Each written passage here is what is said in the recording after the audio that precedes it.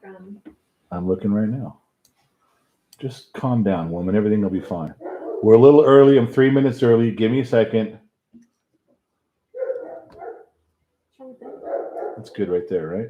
Mm-hmm. And then a little bit like that. Is that good? We good there?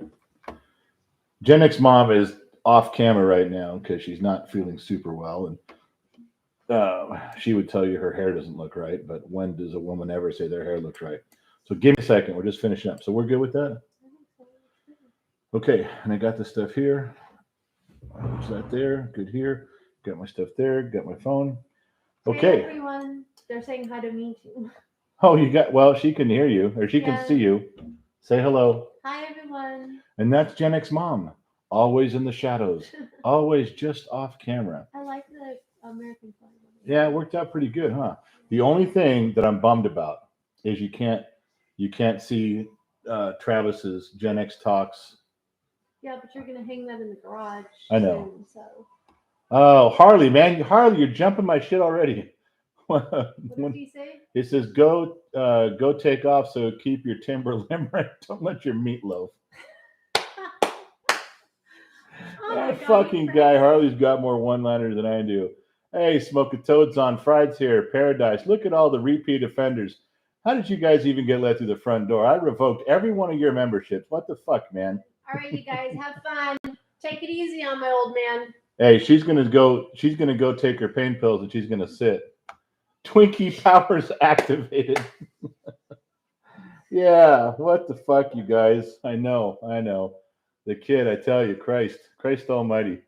What is it? Christ in a cartoon. I was talking with Gen X Mom, and now we loaded up in here. I'm going to miss everybody's good mornings, good evenings, good afternoons, and good nights. Just run through Dennis and Andrew. What's up? Daniel. Good evening, old man. Another Eric and Travis.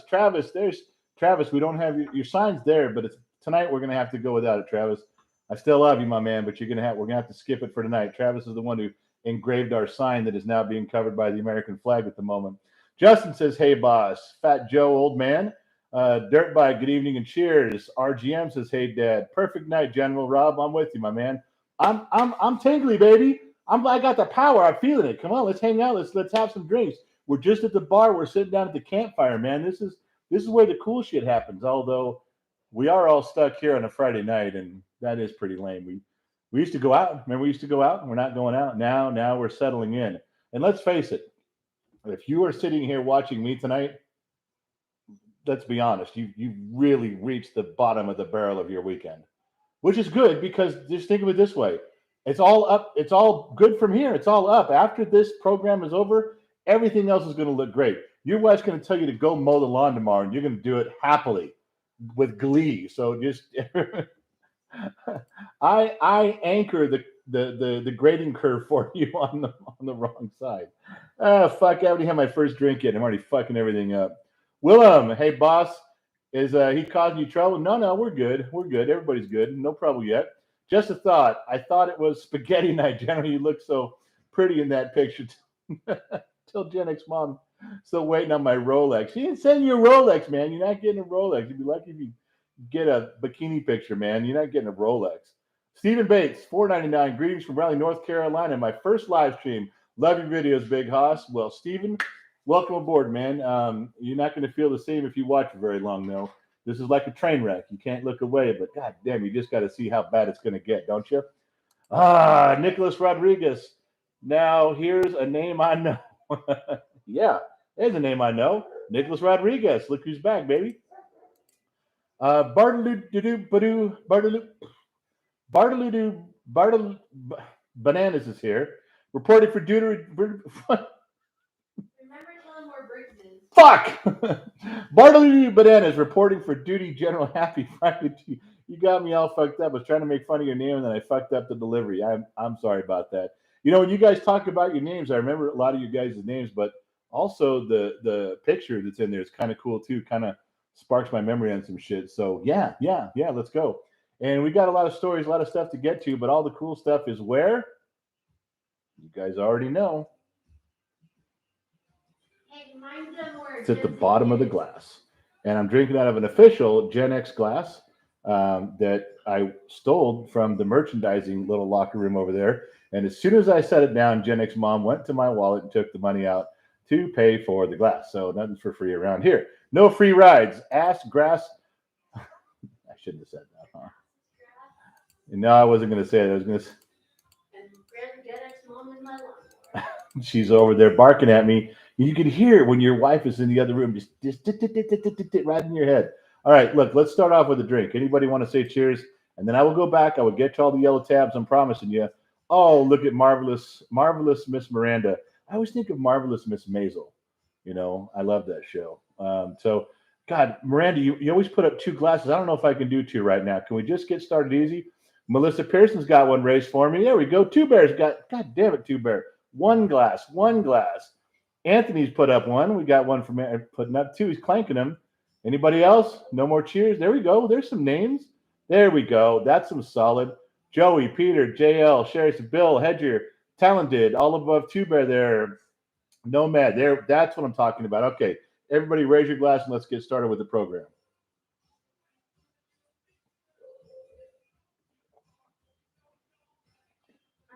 All right. Just so you guys know, some of you already know on Patreon, I've been following around some stuff. Gen Z Kid is up at UC Davis with FFA. He's gone for 3 days. He is participating. You guys seen him? He's on his phone in between stuff. He's working the Gen X Talks angle, but that's his thing. I'm going to recap real quick. He went up there to do it's Parley Pro. I'm not saying that wrong. It's Parley Pro. Parliamentary procedures, and they have to memorize this really tough government literature style, and they have to do things in certain orders. He called me, and it's very intense. It's kind of so out there that I don't get all of it. I get a lot of it, but not all of it. Anyway, he called me and said, "We fucked up our first round. They're supposed to go with motions and procedures, order. He's supposed to go last, and the third person never spoke up." And he goes, "I'm sitting there. I realize we're fucked. I realize we're supposed to be doing it. Nobody else realizes what's going on, so nobody's saying anything. I can't say anything because my motion has to go last. And eventually, so we don't get canceled," he goes, "I just threw mine out there. We voted on it. We did okay. We did the debate, but we got fucked because we didn't do our third one. We're supposed to do four. I'm supposed to be the fourth one." Anyway, he said his second one went very well. So they're still in the competition. He's still up at UC Davis. They're running around playing miniature golf right now. They went to the Jelly Bean Factory or something. He's having a good time. He's having a good time with his friends. He's putting in the work. He's going to go back to his room tonight. He'll study that stuff. He'll get his stuff down. And then anybody who's dragging their ass, he'll knock on their door and go, "Get your shit together, man," because he wants to win this. So, yeah, there we are. Bartoluda, we took care of her. Chase Pastel, Evening General, want in a hospital bed. Must have been something else. Glad I caught you. Was hoping it wasn't going to stop after the month. Five to mom. 5 to whiskey fund. Don't, okay, Chase, man. Let's not give mom anything. Come on, she's just a pretty face off screen. Let's don't encourage her. Okay. Ryan chimes in. Good evening, General. Falling in line. Ryan, I'm going to try to say your name right. I practiced the dates. It's if I remember right, I read a comment where you were telling someone said the Z is silent, and you said no, you flip the E and the Z, so it's Ryan Gresgoric. Man, please tell me if I got that right, because I was working on that, hoping you'd show up. That's show prep, baby. That's me thinking about you guys. Come on, little points for that one. Barry Dano, man, did they let you out, or did they actually give you a computer down there in solitary? I don't know how you're reaching the program tonight, Barry. The truth may not be at the bottom of the beer bottle, but it's fun looking for it. Hey, Barry, you got the wrong beer bottle. So if you finish that one, just try another one. It's there. You just got to keep looking. Don't be a quitter, Barry. Don't be a fucking quitter. Just a thought. So there is a dead deer outside my house. He was hit by a car, I think. What do? It's starting to stink, and I'm no Rambo. Any thoughts? Well, my first thought is you fucking go get a tractor and dig a hole and bury it. If you don't have a tractor, don't you call like animal control? Like If you're out in the country, your neighbor's got to have a tractor. You go skip load that thing and whoop, scoop it up, put it in the ground, bury it, let it go. If you're in the city, don't you call animal control and say, hey, there's wildlife here and it's dead, come get it. Those are my two thoughts. Now, if it was way back in the areas, way back, if you're the last house on the end of a long driveway on the road is a big country mile from nowhere, light that fucking thing on fire and go back in the house. It'll be gone in the morning. All right. Papa's white. I'm not saying that. Happy Friday, General. Was on a business trip this week, worked 57 hours and just got home in time to have a drink with you. Hey, man, you came to the right place because tonight's the night. All right, so I'm lying better than you the other night when you got lost in your yoga pants. Who are you talking to? You're not talking to me. Oh, guess what? The Blue Wrench just showed up. So we didn't sneak one by Allie. She's here. Now, I know for a fact that Allie is home, safe and sound, sitting on her couch with her earpods, iPods, AirPods in her fucking face with her cat right next to her. She's doing okay.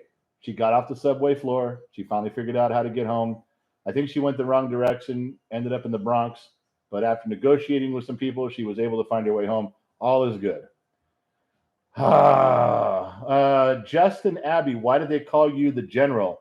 I'm new to your content. It's a joke, Justin. It's somebody, I think it was even Allie one time, said we're a cult. We're a cult of Gen X, making fun of it. And we were all drinking, and I was drinking. And so, Justin, we said, somebody said, it was Fried or Just a Thought. One of them came up with, and Two Bear was in on it too. And somebody said, well, if we're a cult, then we have to have a name and we have to have a leader. So someone just spouted out that I'm the general. I'm the general in charge of this cult. Okay, that was funny. And then I think it was Friday who came up and says, well, if you're the general and we're like the foot soldiers in the cult, we're extras with no E. Gen X talks, Generation X extras with, that was great. So we're actually getting some t-shirts made up with that on it. And then, so then you guys nominated the kid as captain of this Legion of X. And what was the other one? It was Legion of X, extras. I'm the general. There was, I don't know. We were all fucking around that night. But trust me, Justin, when I tell you it's an honorary title, it's an honorary fucking title. I promise you. But we were fucking around that night, and it kind of stuck. And then we got to, which brings me to sunny point number 2, since this was a good lead in here, Justin. We became the bottom of the glass nation, and the reason is because we always tell you that the truth and the stories are at the bottom of the glass. And I got to go get it. I'm gonna go. I don't want to drink that, but I'm gonna go drink it so that I can get to the bottom of the glass and I can get to the truth, because the truth is at the bottom of the glass. So then one of our cool cats, Doug, he actually made this. These are glasses. Can you guys read what that says? You read it? It says the truth is at the bottom of the glass. So when you actually get done drinking, you're at the bottom. There, it says it right there. So we became the bottom of the glass nation. We got some t-shirts being made up for that. We're extras, and the Legion of X. It's all for fun. It all plays together. Nobody's taking it too seriously. The kids got 200 and some thousand followers or subscribers on YouTube, but the group that actually watches the program, the group that kind of tunes in and puts the cat outside and shuts the doors and turns the TV off, it's a much smaller group. And then when you get to the cats on Patreon that pay $1 for all the inside skinny, yes, you can join Patreon for $1. See, I'm whoring myself out for the kid. That's even a smaller group. And we get to share inside information, the stuff that you don't put on Instagram or Facebook and all that stuff, the stuff that we just do together. We got you guys sent us a flag. We got the flag made, and it's going out front of my house, and we're going to actually reproduce that in a different material and stuff, and put it on the website so we can pass those around, stuff like that. Just it's Justin. It was just a drunk moment that got out of hand, and now we just keep going. That's all it is. So, Justin Abbey, I hope I answered your question correctly. I tried to. And if you've spoken here, just give me a minute. I'll get to you. I'm going down the list. I try to get to everybody's comment, but let me get there. Wait, screen turned yellow up on top. Perils of Pauline. Her name is, first of all, if you guys see Perils of Pauline, it's her screen turned yellow. It's a gorgeous picture. I mean, to be fair, I know it's early in the night. I might be in love for the whole rest of the night. I'm just on that. I'm just absolutely stunning. Perils of Pauline, but that sounds like a scary book. Like I don't want to read that book. That's like a Nancy Drew Hardy Boys Perils of Pauline. Anyway, $10. Cheers, General. This one is for no. Cheers, General. This one is for Gen X Mom's Nail Fund. From one Gen X mom to another, please let her know I received the mail she sent. Many thanks for the picture, stickers, and love. Being a Patreon. Okay, no, don't.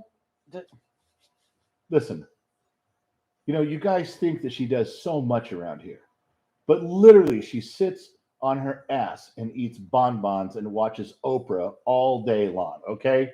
Oh, I know she cleans up and breezes in once in a while, but you guys got to understand, the kid does all the heavy lifting.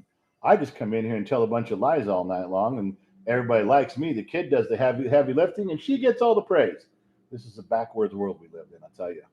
And you guys are enablers, every one of you, enablers. So, Paris of Pauline is now unofficial sponsor of the program. Just a thought. Can I ask you a serious question? Yes. Hold on. Just a thought. If you can ask me a serious question, let me get ready. Just a thought. Turn my screen teal. Can I ask you a serious question? I live Olathe, Kansas. There was a shooting at high school today. How do I vote against gun control at this point? I didn't hear about your school shooting. How do I vote against gun control? There is a demographic of people on a political party that use every shooting to prove that we need to remove guns, and they can't do that. So they just go for controlling guns, like you're saying. They do the control factor on there, and they push that stuff down.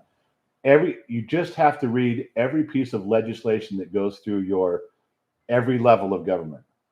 Okay, city, county, state. You have to read it, and whatever the name says, it's the opposite. If they say, this is a public safety for children bill, then it's not. It's some fucking weird, off the charts, I'm going to control your life thing. Whatever the bill says, figure it's the opposite, but go read it. Don't listen to CNN. Don't listen to Fox News. Don't dissect it with other people that read it. You're smart enough to read this stuff. They don't pass laws unless it's healthcare reform or something that are 18,000 pages. Stuff like you're talking about is completely legible. And there will be people that know what it says and will break down the key paragraphs for you. So just go read it. But yeah, as terrible as shootings are, you can't just give up and change the Second Amendment. You can't do it. So yeah, Gen X Mom is chiming in that knowledge is power, and she's right. All right, Kyle Smith, $20. General, greatest band you've seen live. Mine is 1982 Rolling Stones, Red Rock Amphitheater. You were the concert I missed that I wish I would have gone to, and I didn't. Not like I missed it because I didn't go. I just missed it because I was a kid and or a young adult, and I just didn't know about it. So Red Rock Amphitheater in Colorado, U2. That's the one I wish I would have gone to. But I've been asked this question a bunch of times. Favorite band live? I guess the favorite concert. Like I said, I saw Bruce Springsteen play at the LA Coliseum for 4 damn hours. That was pretty impressive. I saw the favorite one was U2 play at the LA Sports Arena, and Bob Dylan came out on stage and played a couple songs out of the blue, unexpected, unannounced. Just that was something special for me. And I say I saw him. There's a few like that. I don't know that I can put my finger on any one of them, but there was an '82 REO Speedwagon concert at the Pasadena Rose Bowl that turned into a 60,000 person food fight. That was interesting. Tony Boswell, $5. Late to the show. Just got work. Salute. Tony, you're good. Just fall in line. The ranks are filling up, my man. Just lock the doors, put the cat out, and grab something cold to drink and put your feet up, my friend. You're here. Justin Abbey, thank you so much for that explanation. I am a Purple Heart recipient from Iraq and didn't know if you were also prior service as well. Love the content and appreciate how outspoken you are. Hey, Justin, my man, thank you for the donation. And you'll notice tonight that Gen X Mom has positioned herself where she can produce this program. she can relegate what I say and what I don't say. And it's really, really something when you have a wife that just everything they say, it just kind of just knocks you. It's okay. Sorry, I'm fine. I can deal with it. I can roll with it. I'm okay. She just told me to shut the fuck up. You guys hear what a potty mouth Gen X mom has? Did you hear that? I'm not lying. That's what she said. But Justin, just a quick note before we move on. There, I have a son who's was in the army and did some time in Afghanistan and Kuwait, and a son-in-law who is in the Marine Corps and been all over the world. So yeah, I did not serve. I was not in, but I absolutely thank you for doing your job. If you got a Purple Heart, then you fucking did more than your job. In fact, you get a Purple Heart, you were doing a few people's job. Yeah, I understand how that works. So, but just so you know, my father was in, my grandfather was in World War II. My father was in Vietnam, and I got a son and a son-in-law. So I'm surrounded by it, and good people like you who chime into the program. Thank you. We all thank you for your service, and thanks for chiming in. And I'm glad you got a good explanation out of that because believe me, it's an honorary title. I promise you. Treble, you could tone it down, but you can't turn it off. Yeah, you saw that got posted today, huh? I'm getting a bunch of shit for that. Got a bunch of friends who are teasing me about that. El Coy, hello, General. Just sent you an email. Guess who got surgery again today? You. Only seen the bottom of the water glass. I know you can't drink it up. All right, marbles on the freeway, Steve. You guys are really watching some of that shit, aren't you? Whatever. Oh shit, you're right. I just got a note in there. I held up that glass, and I forgot to tell you that the truth at the bottom of the glass. There's still some left. They're on sale on the kids' website, but they're almost there. Well, the pre-sale, but once the calculator says we don't have that many more, then that's it. But we got assured of another shipment on there, so we know we're buying the rest of them. But then that's it. But if you want to go to the kids' website, genxtalks.com, go to the fucking shop, buy a glass. It'll come through. But then if it says you can't order anymore, if it says sold out, that means whatever amount Gen X Mom has put in there for sale or pre-sale, that's all we're getting. So then it'll click over to you can't get them anymore. So if you want to go grab some, I know there's still some left. We only order like 24 at a time. It's not like we get a bunch at a time. We're not ordering 200 or 300. I mean, we don't sell that many. We just sell a handful. But something like that, when it fills up and it's gone, it's gone. So if you guys want one, go get one. All you guys who ordered the ones last show, she's got your name on those. We're gonna, because you guys ordered the first round of those things, she's gonna throw in a little something extra for you for doing that for the kid. Thank you very much. So rolling, scrolling. Yeah, I know it's ass, grass, or gas. Nobody rides for free. Autumn. I was trying not to say it, but Autumn just went out and fucking just said it. So fuck it, I'm in. That's the line. That's the Gen X line. Ass, grass, or gas. Nobody rides for free. I was trying to stay away from that, and you just fucking had me go down that road. All right, what am I missing? Fraser T, $4.99. Hey, man, love the channel. First time on a live. Phenomenal content, man. You and your family are great. Well, thank you. Thank you very much. That's kind words to say because you don't really know us. We are nothing more than a bunch of hillbillies in the backwoods up in a Kentucky holler, and we're lucky we even have internet up here. But thank you. Chev, hey, Gen X, my man. Missed you, brother. Chev, you're back around. Stay around. Someone's name is Grouchy Slut. Oh, it's like school shooting once a month now. It used to be shocking to me, but now it's like any of the story news. It's awful that kids have to go through this now. I agree. I'm Grouchy. I'm with you. I hate that we all become desensitized to that, but the truth is that we kind of do after a while. It's not that we don't care. It's just that there's a lot of it. Two Bear, guns don't kill people. People kill people. That's true. I had that thing that I posted years ago where it showed an AR-15 leaning against the wall, and I sent that to the Democrats and liberals, and I said, hey, there's something wrong with my AR-15. It's been sitting here for 3 months leaning against the wall. It's broken. It hasn't killed anybody. I don't know what's wrong with it. I mean, you guys say guns kill people. It's been sitting there the whole time, and nobody's died. I don't know what's going on. So there you have that. Chad H., I got to see the Johnny Cash show 4 times in the 90s. Got to meet Cash. Awesome guy. Man, I'm envious, my friend, because that's somebody that I wish I would have got a chance to meet. Google is evil. General, have you heard of Tom McDonald's? Yeah, I've strummed across this stuff before. There's a lot of similarities. I just don't. I probably could totally steal and plagiarize his stuff if I listen to it more. That's not one of the things on my reading list. But yeah, listening to his stuff and passing, I like it. Fried, thank you, Fried. I'm supposed to tell you guys, please hit the like and subscribe thing like that. I just don't always remember to. Thanks, Fried. I forgot about that. Okay. Wait a minute. Zoe, let me try again. Hand surgery yesterday will slow me down here tonight. So like, share, and subscribe button. Do it, y'all. Well, Zoe, that's a huge thing for you to say out there. Lots of when she posts something, you got to stop and see who it is, don't you? And she's just so pretty. So you got you take a second. I look twice. I don't give a shit. Fuck that. I'm looking. Connor Hendricks. Every able-bodied person ages 17 to 45 in this country, not in the military reserves, is automatically part of the unorganized militia. It's federal law. Yeah, I'm hoping that it doesn't happen here. I don't want. I don't. I'm hoping we don't need a civil war of any kind. I do. I truly feel that way. All right, where am I missing here? Don't. Oildale checking and stand your ground. Thanks. Should I just call you Shorty? Shorty. Just call you Shorty. Shorty checking in from Oildale, not too far away. You should just scream at me. I could hear you out your window. Matt M. Gen X mom with the color commentary. Allie is moderating, and Gen Z kid, who knows where, hit the jack and knock it back. Gen Z kid is in UC Davis on the campus. At the moment, he's playing miniature golf, but he's up there. Parliamentary procedure, competition. He's working real hard at it. So, yeah, Zoe, we hope your hand is okay. And if you've only got use of one hand tonight, I want you to take a drink and then keyboard, and then take a drink. And that's it. That's all you're allowed to do. You get off your phone. I don't care if your cat's hungry. They can wait. This is important, and you know it. Okay.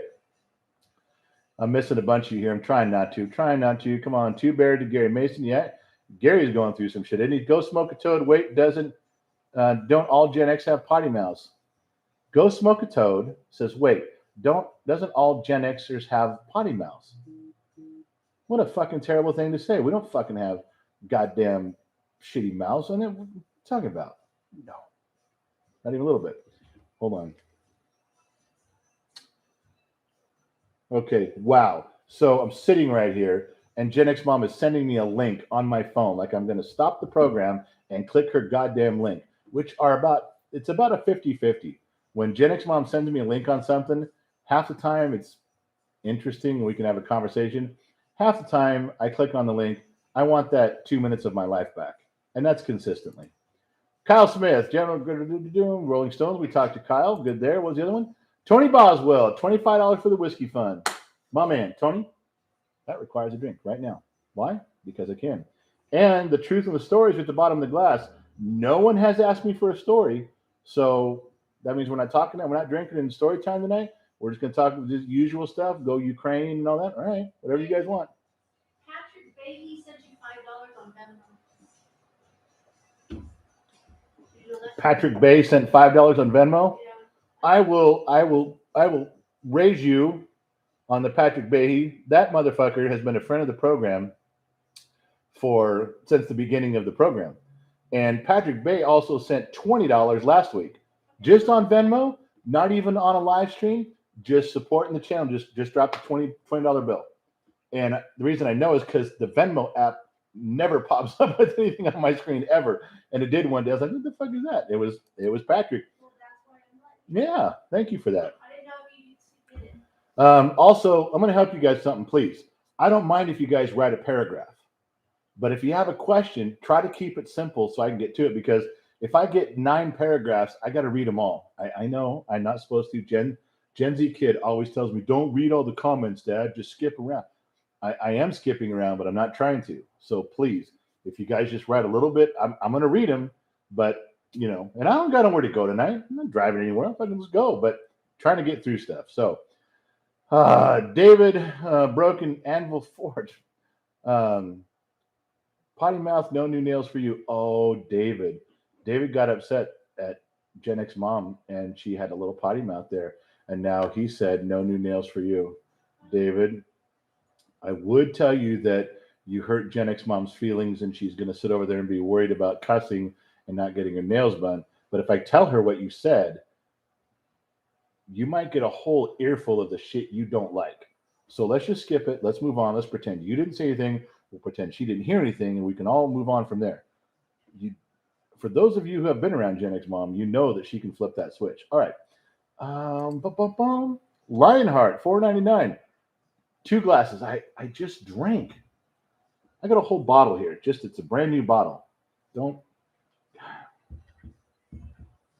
I prepared tonight, and I'm not going to tell you what my pregame rituals are. Everybody has their own, but I did. I pregamed. I got ready to go.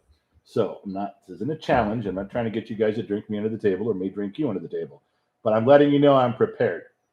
So Lion, bring it. All right. What's up? There's another one. Sandy from Earth, we think. Sandy from Earth, we think.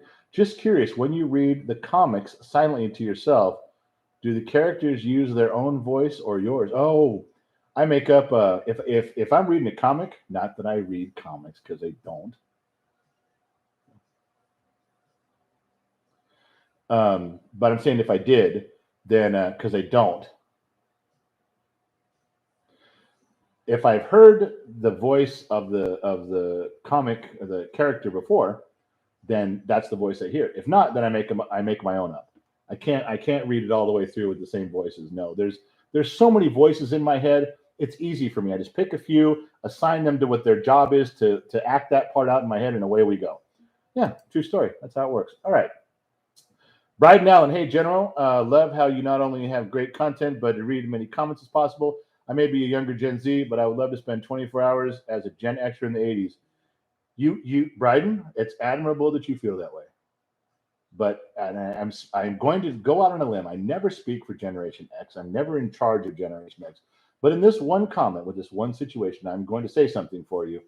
Bryden, if you're a young Gen Z and we dropped you off in the year 1982, you'd last about an hour. I'm just saying, there's a lot of things that go on. You tell people you're offended, they slap you. You tell people that you can't talk this way or be this way or do this, they kick the shit out of you behind Kmart near Madison Junior High School. Things are done differently back then. It's a whole different. Yeah, I'm letting you know. It's admirable that you want to go, but if you get that DeLorean up to 88 miles an hour, if you go to 1982, just visit, just roll down the window. Don't even get out of the car. Don't even get out of the roll down the window, look around, breathe it in. Go to McDonald's, order a Big Mac, and save the styrofoam container because you're never going to find those again. But then just go back home, okay? You can read about it in the book. It's just as good. I'm telling you. All right. I don't know what the fuck I'm talking about. Don Casanova. My whole screen turned pink. Good evening, Pops. This is for the Whiskey Fund. Your no BS talk is much appreciated. Salute. Don, my man, that will not go unanswered. That is going to the Whiskey Fund. You know that my daughters, I have 2 daughters that are here. Well, one lives here, one's visiting. They went to Bevmo today to try to get me some Sinatra. There wasn't any. And for those of you who don't know what that is, go look it up. It's important. So Don Casanova is now an unofficial sponsor of the program. I can't make you official because if I fuck up and say something horrible and I get canceled, they'll cancel you for being a sponsor. So as long as we keep everybody unofficial, there's no strings to cut. You guys could just look at me and go, fuck him, he's on his own.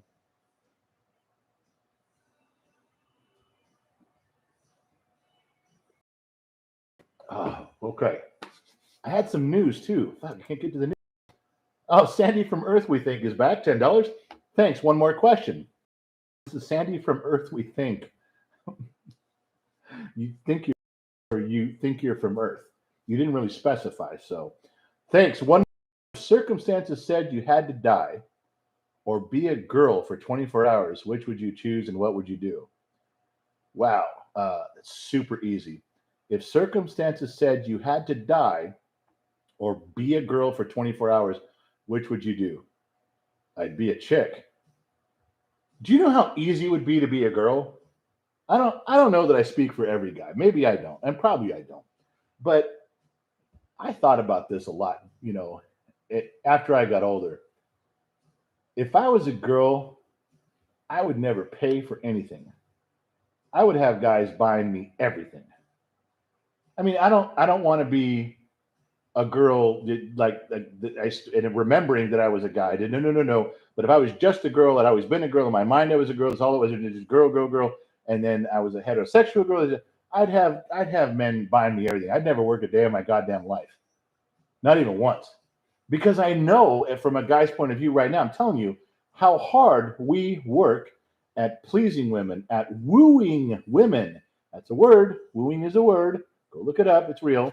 And the the lengths we go to attract a chick, and I would be on the receiving end of that, and I'd have no worries about it. You give me 24 hours a girl, I'm a millionaire. Now, end of story.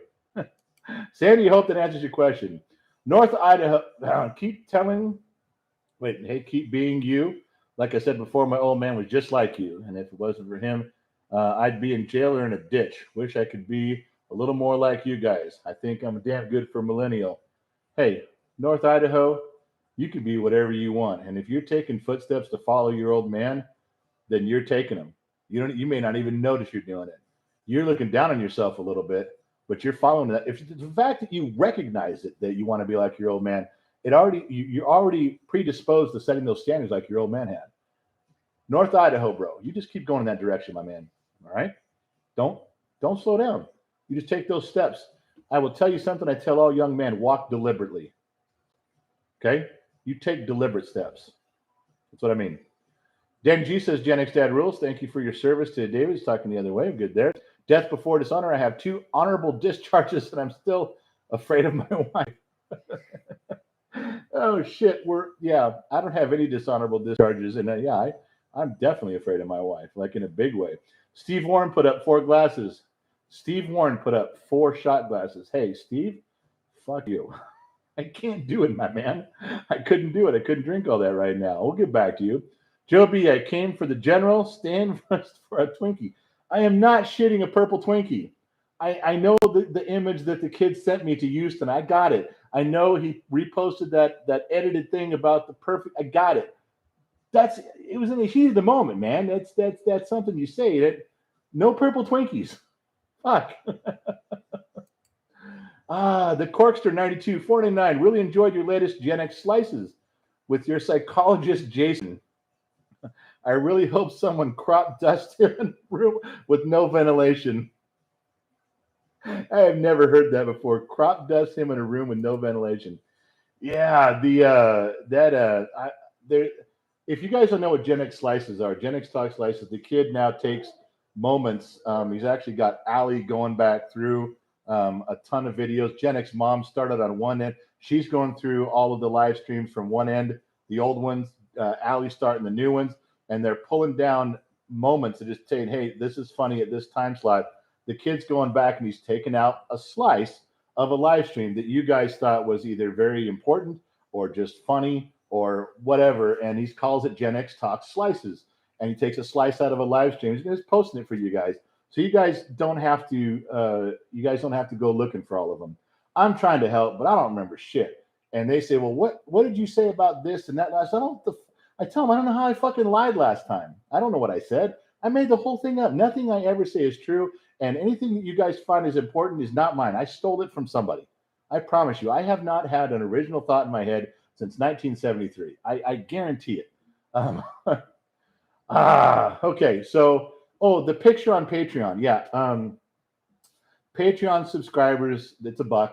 It's $1, but they get the inside track. You guys get emails before the live streams go up, and you guys get some inside information. There's a dump coming of stuff, but one of them was the picture of Gen X Mom. And if you're trying to guess what that represents, let me fill you in. This is fucking cool. For all of you who have been a friend of the program for the past couple months or so, listen to what I'm telling you. That picture, where is that picture from? Some of you know. Some of you were there. That is from the 24-hour live stream that we did. Not the one we tried at the beginning of January and we fucked it up and failed and we didn't do it. No, not that one. This one is from the 24-hour live stream. I did some. The kid did some. Gen X Mom sat in for 3 hours. She was in the chair in front of the camera for 3 hours. I don't even know what she said. Some of you do because you were there. But YouTube wouldn't post it. YouTube said it's too long, 24 hours. We don't save it. You're never getting it. It didn't happen. Believe me, we talked to them personally because we part of that creator program. We have a person we can talk to. Now, not ever getting it back ever. Out of nowhere, I'm not going to give his name out. One of the fans of the program, the guy who watches our shit, says, "Hey, just so you know, I recorded the whole thing because I wanted to watch the whole thing later, and I had to work, and he had some sleep, but he wanted to watch, so he recorded it." And just today, I figured out a way. It's 20 gigs. You figure out a way to transfer 20 gigs. Now, you smart guys know. I didn't fucking know how to do it. This dude, Cool Cat, had to literally lecture me on step by step to BitTorrent these things together. We got it. So that picture, I just scrolled through it real quick. That is a picture that proves we now have in our possession that entire 24-hour live stream. Now, I know what you're thinking. Those of you who were there, you're thinking two things. One, you want to go back and see all the stuff Gen X Mom talked about. So do I. I want to go see that. But the other one that you guys are going to start beating the shit out of me about is the Vegas story. And if I remember right, I didn't even finish it during that live. I didn't even finish the whole story. There was more. But got close, got right up to the end. And that story's on there too. So there, I put up the picture today for the kid. He just told me he'd put this up and do that. So I did. And it just says, guess what this means? This means the reason I was able to get that screenshot was because we have it. It's here now. We got the whole thing. So now that you guys know, there's some of you that were part of that 24-hour marathon live stream, and it was pretty badass. I don't like how I ended it. I was dying on that, but it's there. We now have it. I don't know if we're gonna. Gen X Mom says don't post it. It's embarrassing. The kid says post it, but just for Patreon people to go see it. Okay, but he also said he wants to take slices out of it and do something with it. So I don't know. We just got it a couple hours ago, so now you know. Yeah, that's good stuff, though, right? Isn't that like fucking for all of us in the program that did that shit and were part of that? Isn't that fucking cool to finally remember what a letdown it was when YouTube said we couldn't ever get it again? I mean, they basically told all of us to go kick rocks, and now here it is. So that's a big thing. Kyle Smith, I used to think all this shit wasn't worth my hard work. Then I have 2 grandchildren. Then I finally got it. Finally, my payoff. If you know what I mean. Well, now hold on, Kyle. This is kind of incriminating for me. I absolutely do know what you mean. I mean, I'm feeling it. Not because I have grandchildren, because I'm too old for that. But Gen X Mom has several grandchildren. And when they're around, I participate as the pseudo stand-in Pop. What a fucking name. But no. I don't. I can't connect with you completely, Kyle, because I'm too young to have grandchildren. I'm not old enough to have grandchildren. She is though. She's got several. So I share hers, But I do know exactly what you mean, 100%. How far behind am I now? Way behind. All right. So don't. My whole screen just goddamn jumped. Did I miss anybody else here? God. I'm sorry, you guys. There's literally, you guys got to remember when I'm talking here, I can't read that stuff there. I want to, you guys. I wish I could read everything on there, but it's my screen jumped again. I don't remember where I left off. I'm just going to try to pick up at the bottom, you guys. I love you. I do. And the comments are badass, and I'm sorry. So let's just pick it up again. Let me go to the top of the screen. Andrew says, release it in segments. It's kind of up to the kid, man. It's his channel, and see what he wants to do.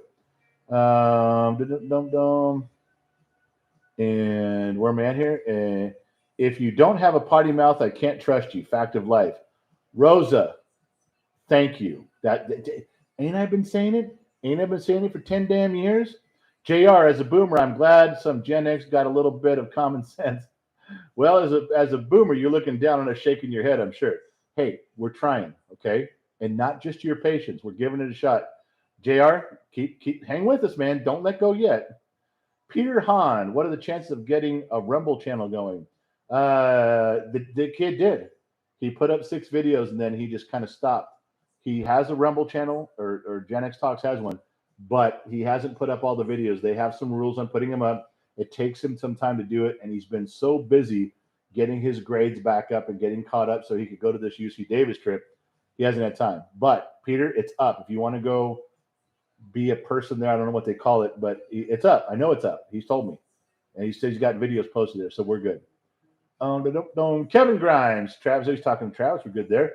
Robbins. Fuck, it jumped again. I was at the bottom, too. How bullshit is that? I'm at the bottom trying to... God damn it. Fucking, why don't they let me decide when to scroll? Why does it just jump? Okay, so boom, Peter Hahn. Sandy got that. Kevin Grimes got talking there. Robbins, okay. Is my name Gen X or Millennial? Is my name Robbins Co 4024? I don't know.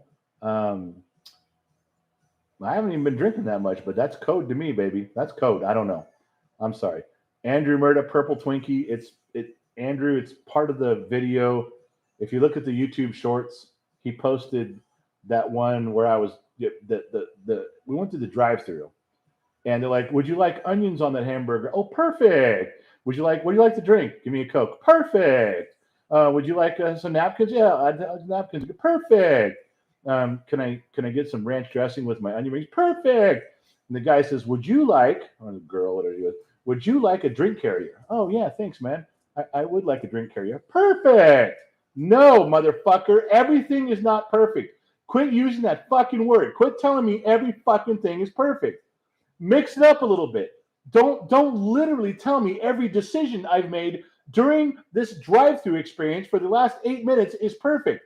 I don't feel that it's perfect.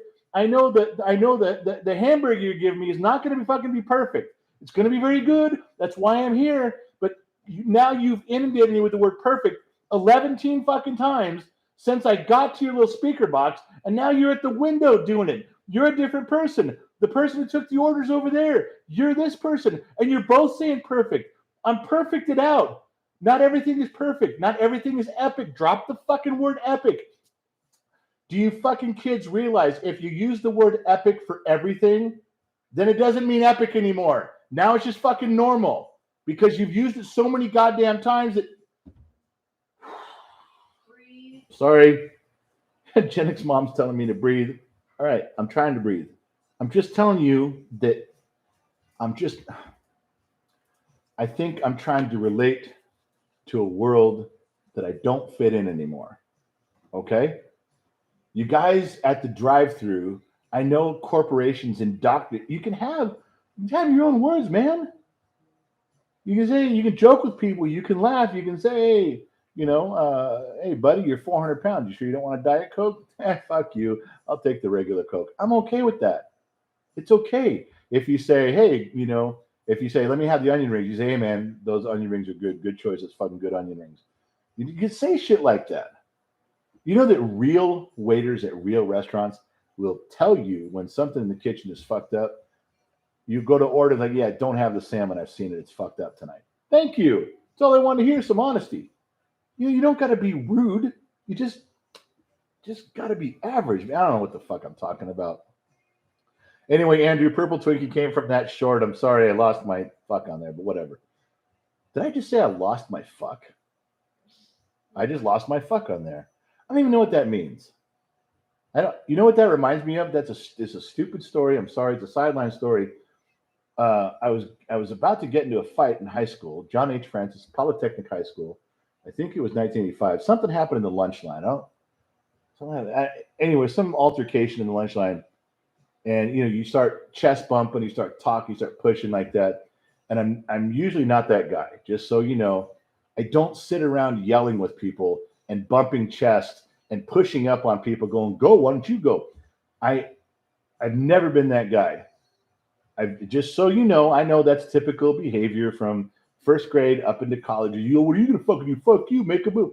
As soon as there's a confrontation like that, and it escalates to where some dude's talking like that, while he's giving me his speech of, "Well, fuck you, man," I hit him. That is fucking. I'm not into the talking part when it comes to fighting. That's not my thing. I don't go there. I'm not built that way. And a guy said, "Eat my fuck." And I stopped and went, what does that even mean? I think he slipped up. He said, same way I just slipped up and said, and I don't know what I meant by that. He slipped up and I go, what? And he went, well, you fucking know. And I went, I really don't know. And now I don't want to punch you anymore. I want to fold my hands and wait for you to explain yourself, jackass. I remember that. And I remember it only because I just fucked up now. And it reminded me of his fuck up then. So we're going to skip over this whole thing and we're going to move on like I didn't say any of it. Okay. David Faulkner, longtime friend of the program. I'm putting up a new wood fence around my property. My 3 sons are doing the hard graft. Child labor payback from work. I didn't bring them up. Good. And if your sons are doing it, then they feel like they know they have to come back and help. And that's a good thing. David, you hang on to that's a good thing. Allie says, timeout for Lithonius. You don't talk to people like that. I don't know what happened, but Lithonius, yeah, you probably fucked up, my man. Now you can't comment. All you can do is listen to the regular people, drink and talk and carry on. All right. I'm back. Dog's clean. I'm clean. What I missed, Jeremiah. Jeremiah, you missed everything. The show's over. We're done. We told all the really horrible things. I held up naked pictures. You missed the whole thing, Jeremiah. It's all over. It's done. And there's no replay. This isn't going live after no replay, so you're done. You missed the whole goddamn thing. All right. Gary Mason says Moonberry Twinkies. Yes, I'm sure that's where he got the picture from. There are actually purple Twinkies, okay? It was a thing for about 5 minutes, and they were called Moonberry. Gary did a little investigating. He got it. Google is evil. That's why I time my responses. I want answers. It's all good. You should try it. So to agree with Rosa. Shane Cox says, hi, Gen X Dad. Marvelous. It's marvelous, Mrs. And then you wrote Miranda. That is so close to Maisel. I'm sorry, but I can't not think of Marvelous Mrs. Maisel. The 24-hour Fantatic. I would love to buy a glass for the extra that recorded that live. I don't think he's an extra. I think he's a lurker. He watches and he's a cool cat, but I don't think he ever comments or nothing. In fact, he reached out a month later with an email and says, hey, just by the way, don't freak you out. I don't want you to think I'm creepy, but I recorded it. He was very cool about it, but he hasn't given me permission to give his name, so I'm not gonna. Okay, where are we? Okay, you're talking there. Mike Rose, hi from Long Island. Hello. Michael Hudson, do you remember Tiddle's Fiddly Flops? You Tiddlywinks, right? That what you're talking about? Yeah, I do. I've told my kids go play Tiddlywinks with manhole covers, and not only do my kids not know what Tiddlywinks are, they all went, "What's a fucking manhole cover?" Dumb as a fucking bag of hammers, I'm telling you. Every goddamn one of them. All right. I'm losing stuff in here. Child labor, messed up this day. Okay, I don't know who you're talking to. You guys are going back and forth there. So, hold on. Something popped up. Dr. Kyle, you rock, man. You know what? No one since Don Casanova has put up anything. Dr. Kyle comes in and says, you rock, man. I've been waiting for a color to come up on my screen to drink. And you regular extras have let me down. Not even $1. Not even a $2 one so we could drink together? Very disappointing and very hurtful. Do you guys want a story yet? Because I'm about fucking ready. This is what, my 3rd or 4th one now? This one I was talking while I was pouring it, and I filled it up more than halfway. So we're doing good that I'm down this far.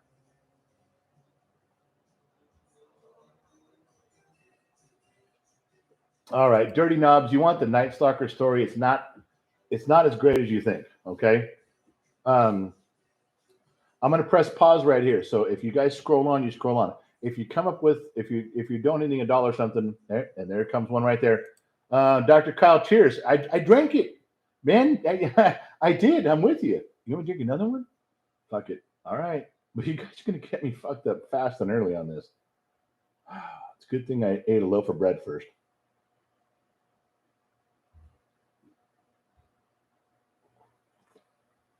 Okay. So, fuck, another one.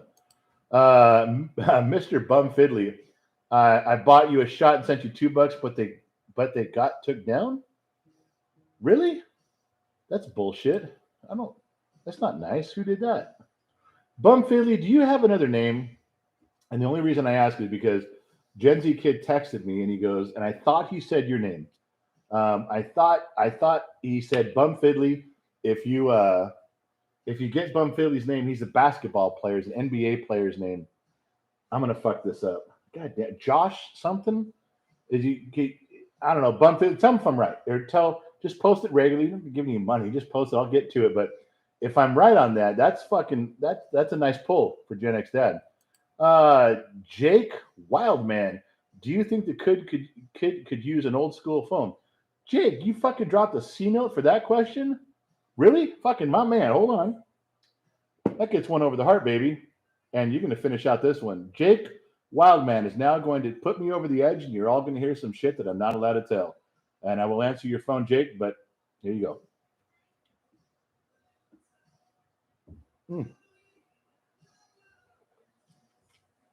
All right, hold on. Getting a little hot and sweaty in this corner, and not in a fucking good way. Stand by. All right, so Jake, do you think the kid could use an old school phone? Yes, and here's why. My mother-in-law is 86 and lives in Sun Valley, California, and he's been there often, especially since she's been very ill.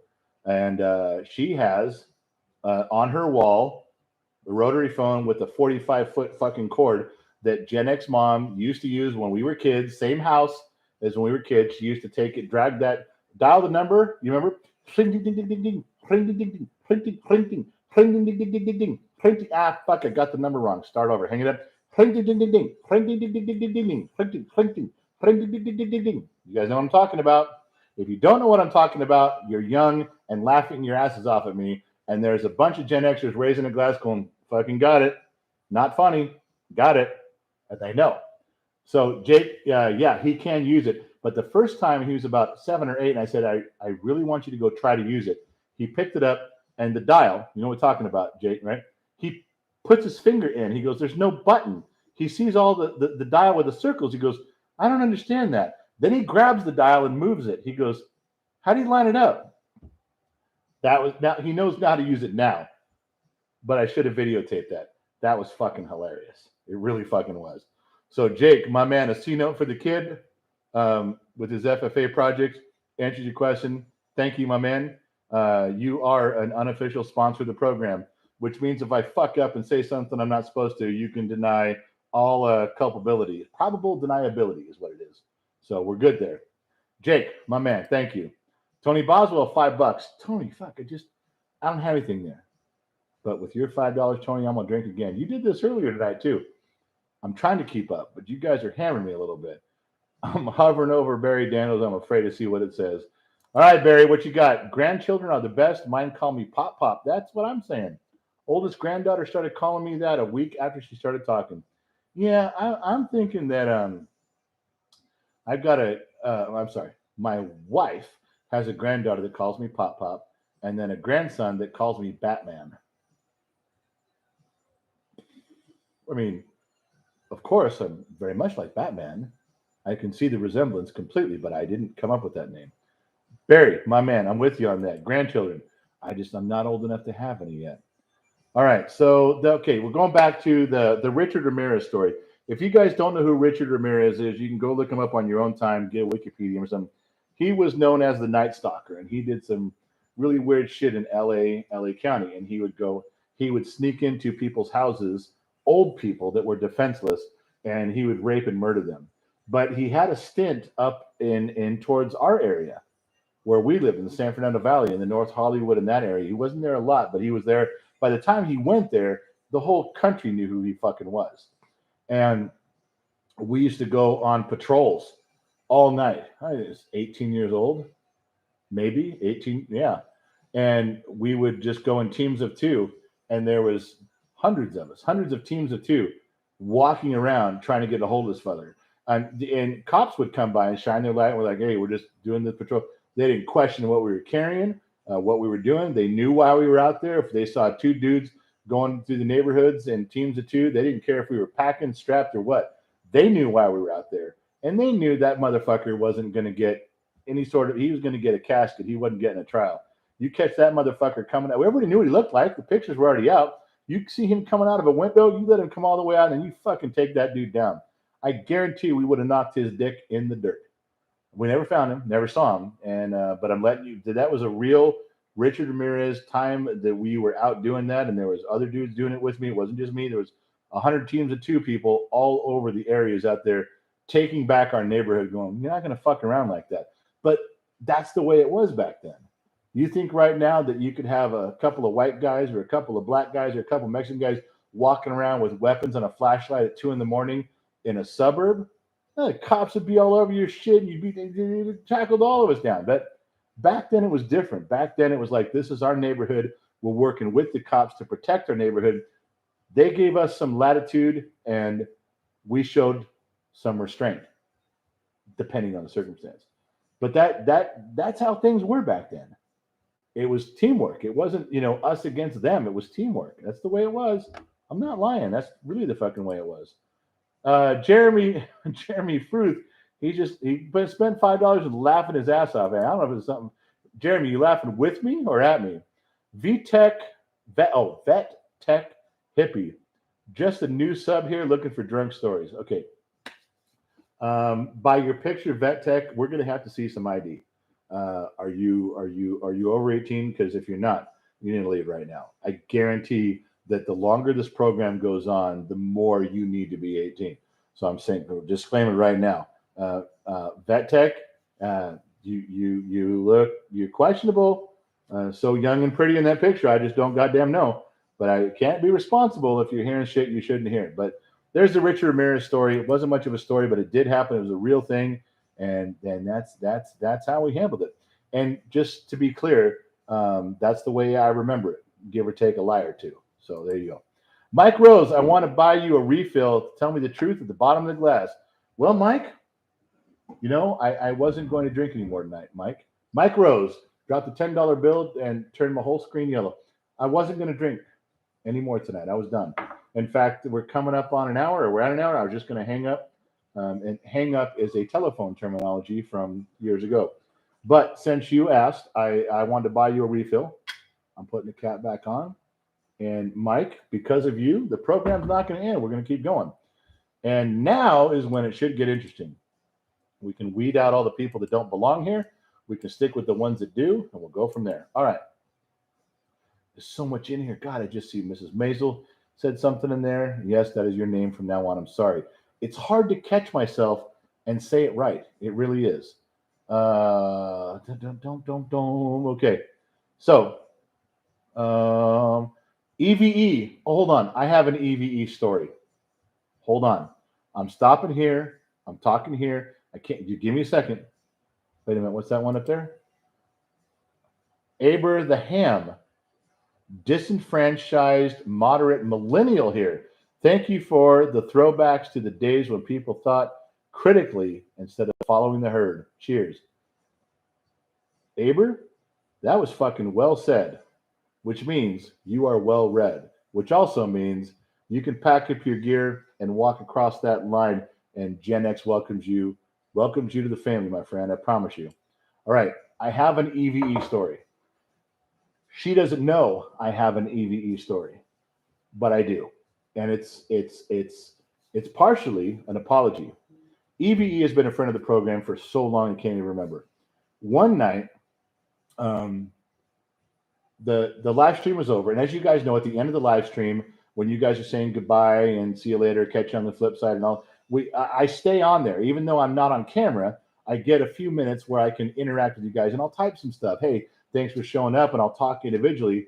And Evie, she left it was a sad message. It wasn't long, but it was a little bit of a disappointment, and it caught my eye, and I don't know why, but it did. And so I go, why is Evie upset? Because Evie's part of the program. And so I scrolled back up, and she had 4 or 5 or 6 comments, things that I didn't catch. I didn't see them. I skipped over them.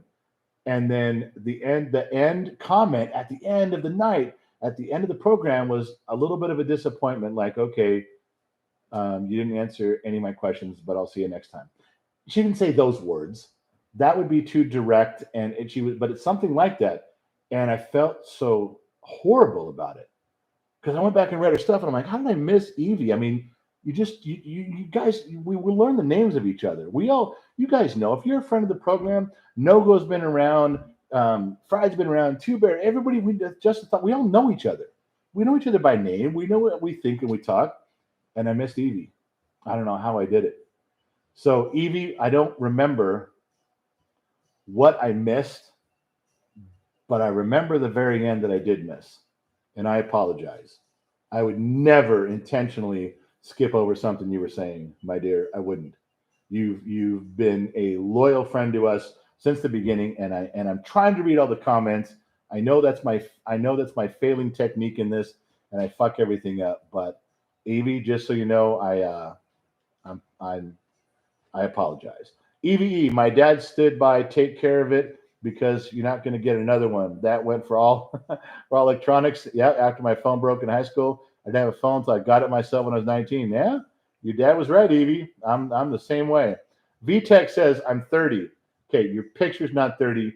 VTech hippie, we were getting along fine until you said you were 30. There's no fucking way you're 30. Your picture looks like you're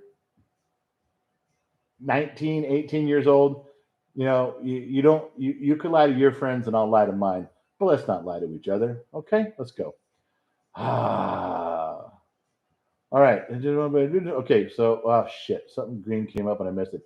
DV21, who's your favorite Rams player and why? Jack Youngblood, because he was a badass motherfucker who played with a broken leg. How's that for an unrehearsed answer? All right, you guys ready for another story? I got one. Hold on. Let's see where we at, and I'm holding at the bottom. But when Cynthia Merriam, what's the most fun about doing these videos with your son? Nothing, not a fucking thing. There's ambush videos or piles of shit. He throws more than 2/3 of them away because I lose my shit. He can't even use them. He can't even print them. He can't even put them up. No. He gets about Cynthia. He gets about 1 out of 5 or 6 that he can fucking use, and even those I think are shitty. Okay, so all right, I'm stopping right here. I'm stopping on Mandy Rain. We know we're lucky to get a hello. Mandy, I take time for you all the time. I love you. You know I do. Two Bear, do you and Gen X Mom watch musicals like Moulin Rouge? I hated Moulin Rouge and never even finished it. Fuck Moulin Rouge. Role play badonkadonk. That's a whole different thing. I don't watch musicals. I will sit through Sound of Music because that is one of Gen X Mom's favorites, and I'm even required to sing along as we go. You folks will never hear that. You will never see footage of that, but just pretend that I'm singing along with Sound of Music, and that should ruin your whole fucking night, bar none. Okay, I'm stopping on Mandy Rain's comment because I got to click over and find where did that fucking thing go? Yeah, I actually had fucking notes. It wasn't that one. Okay, so stories. Let's start off with a decent one. You guys, if you want a story, I'll tell you one. And it's that I know this is a dumb story. I realize this isn't a climactic, naked, Vegas, pinnacle, highest point of the mountain, grenade going off story. I got that. All right. Not all of my stories in life are like that. Fruit. Connor, what is your thoughts on fruit flavored whiskey? Yeah. Connor, that shit's got to fucking go. Now, there's a certain group of men and women that like that shit. Put a little umbrella in it and give it to them. I'm gonna sit over here with my Ray-Bans on and my fucking members only jacket and my whiskey and my Del Sol cigar. I don't mind being by myself in the corner. You guys want to do that fruit flavored whiskey with the umbrella in the glass? You knock yourselves out. No harm, no foul, my friend. But I'm not there. Okay, so I'm gonna tell you the story. I was living in Central Oregon. I was living in Bend, Oregon, and Bend, Oregon was a little town across the Cascades. Now you had all the way down Highway 5. You had Portland and Salem and Medford and Eugene. You had all down the I-5 corridor. You had all the big cities, and then there was the I-5 corridor. There was the Cascade Mountains, and then you had a little town called Bend on the other side. It was a satellite city. It was just a little tiny town. And so businesses would branch out to that direction. Now, my friend's name was Rick Sagermano. And Rick was a completely unique guy. I love this guy. I was jealous of this guy because I was probably in my late 20s, and this guy was just crossing 21, 22. So he's close in age, but he had the most unique perspective on life I'd seen in years. Now, follow me on this. Follow my Rick Sagermano story. Okay. Personally, this guy, I had an automotive repair shop right at the split of Highway 97 and Highway 20, right across from what used to be the Mountain View Mall. And they tore it all down and did some weird shit. Anyway, so I had a shop there for years and years and years and years and years, probably 9 or 10 years, and automotive repair shop. So Rick, I met him because he came in, and I think he worked. The company he worked for was Brewed Hot Coffee, and what they would do is their company would come in and put up a coffee machine and teas and teas and coffees and sugars and creams and a coffee machine and cups and everything. And they would put a station in. They put a real coffee station in, and then so your customers could have this, and I'd have to deal with it, which I thought was great. It was not super expensive, and Rick would come by once a week. He'd clean everything and restock everything, and I thought it was a good deal. Well, Brewed Hot Coffee was a pretty good company from the other side of the Cascades, from Highway 5. It was Portland, Salem, Medford, Eugene, all that down there. And so all their offices and all their stuff were on that side. But they did hire one guy with one van, and they rented a really small little roll-up door warehouse space for his van that he could go do his deliveries in, and his product, the coffee and the teas and stuff. And so Rick was hundreds of miles away from corporate.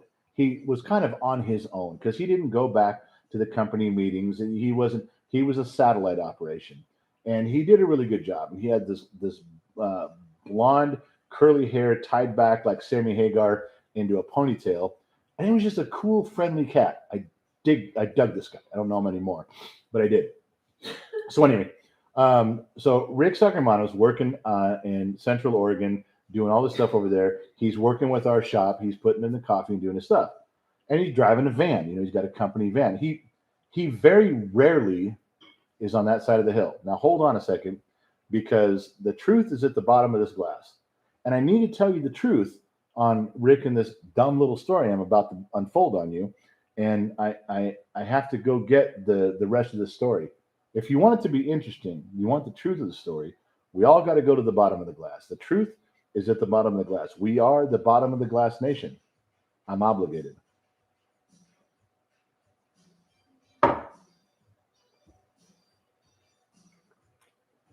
Yes, I chase it with a Coke. I'm not a young man anymore. Gen X mom calls it my training wheels. Hate when she does that. She does it in front of my friends too. Okay, so Rick's perspective on life. I kind of told you this backwards, but that was his job.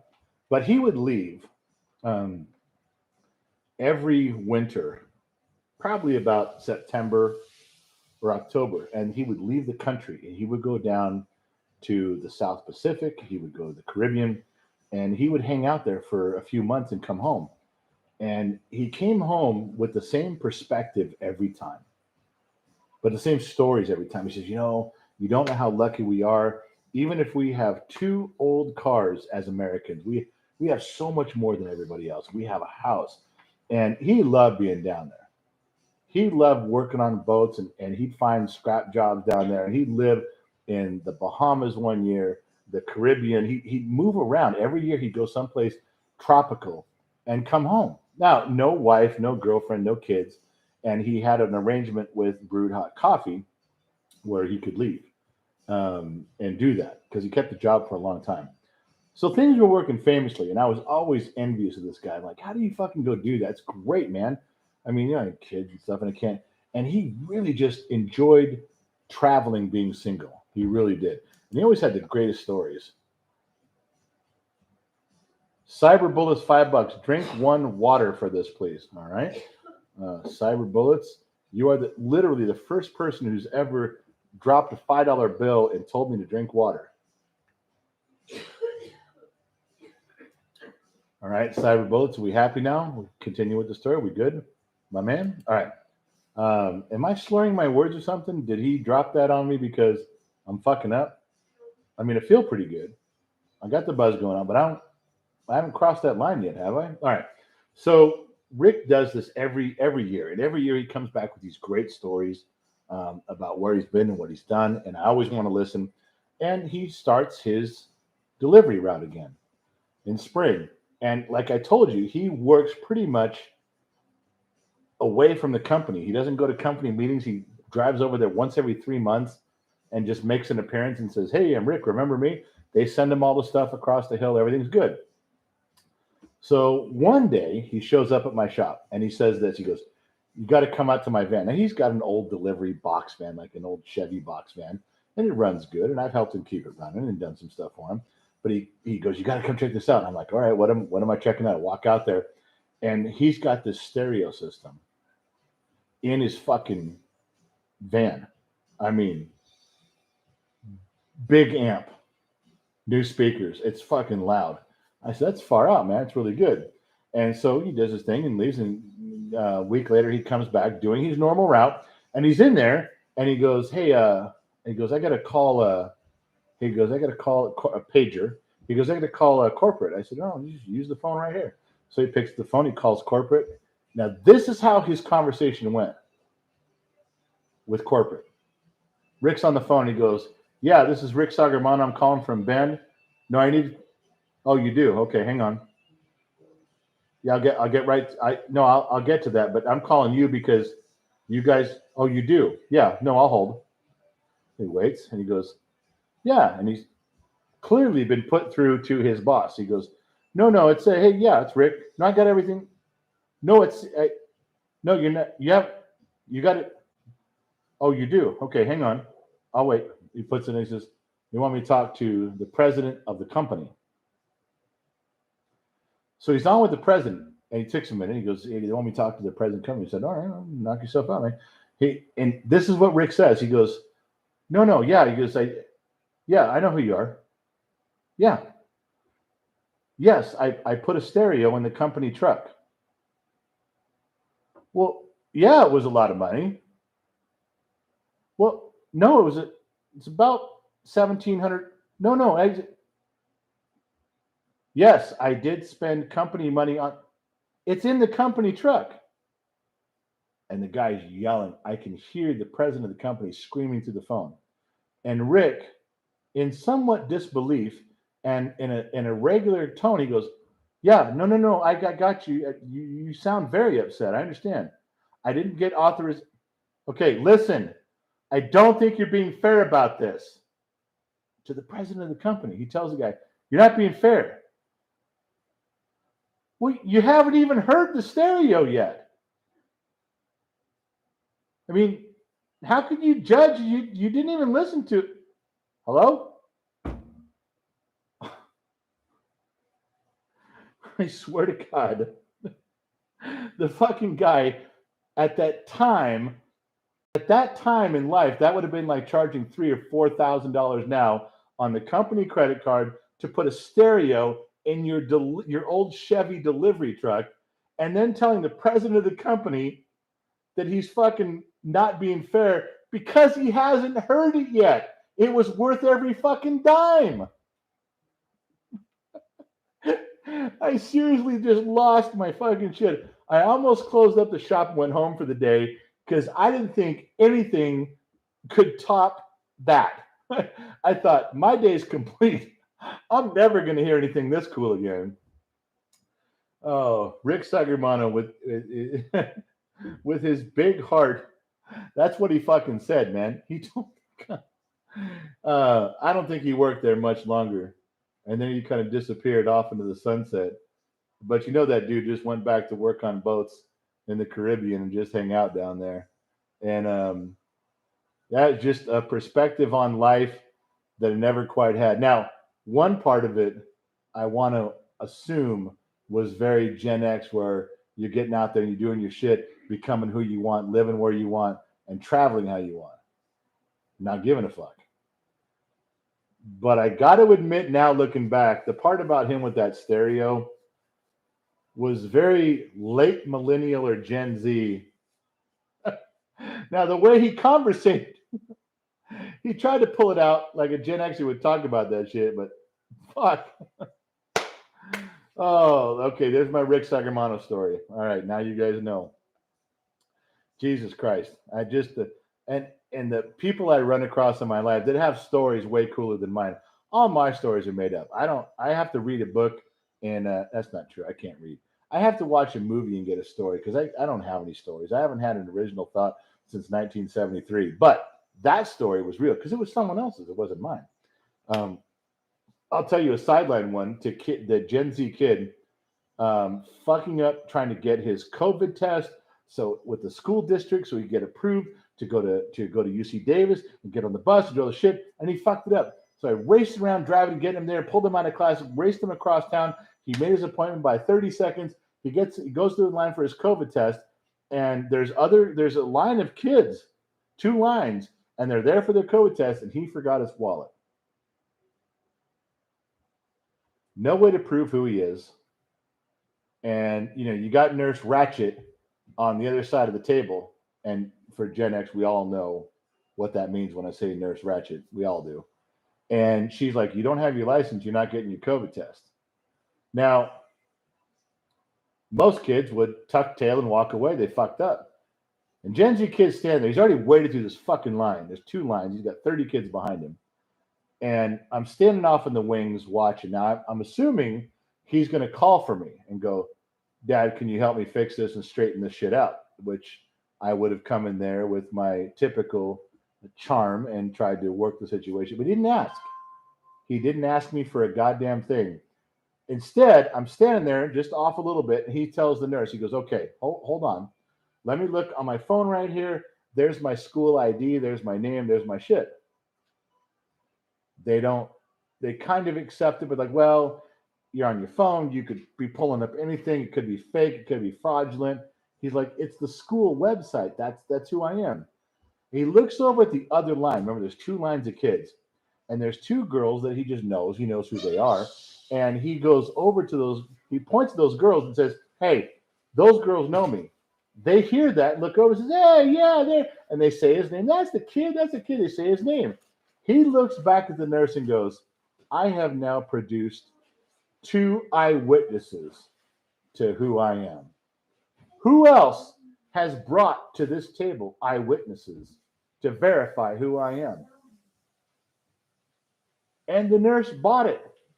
The nurse went, "All right, you're in. Let's do your COVID test and be done with it."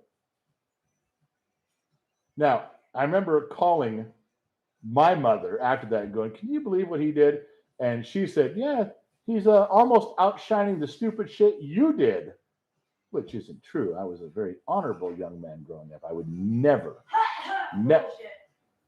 And Gen X mom just called bullshit on what I just told you. But she's wrong. I'm right. So, all right, there's 2 stories for the price of 1. What am I missing here?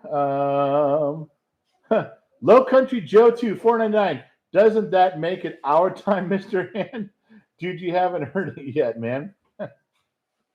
It's very similar to Spicoli having some food, learning about Cuba.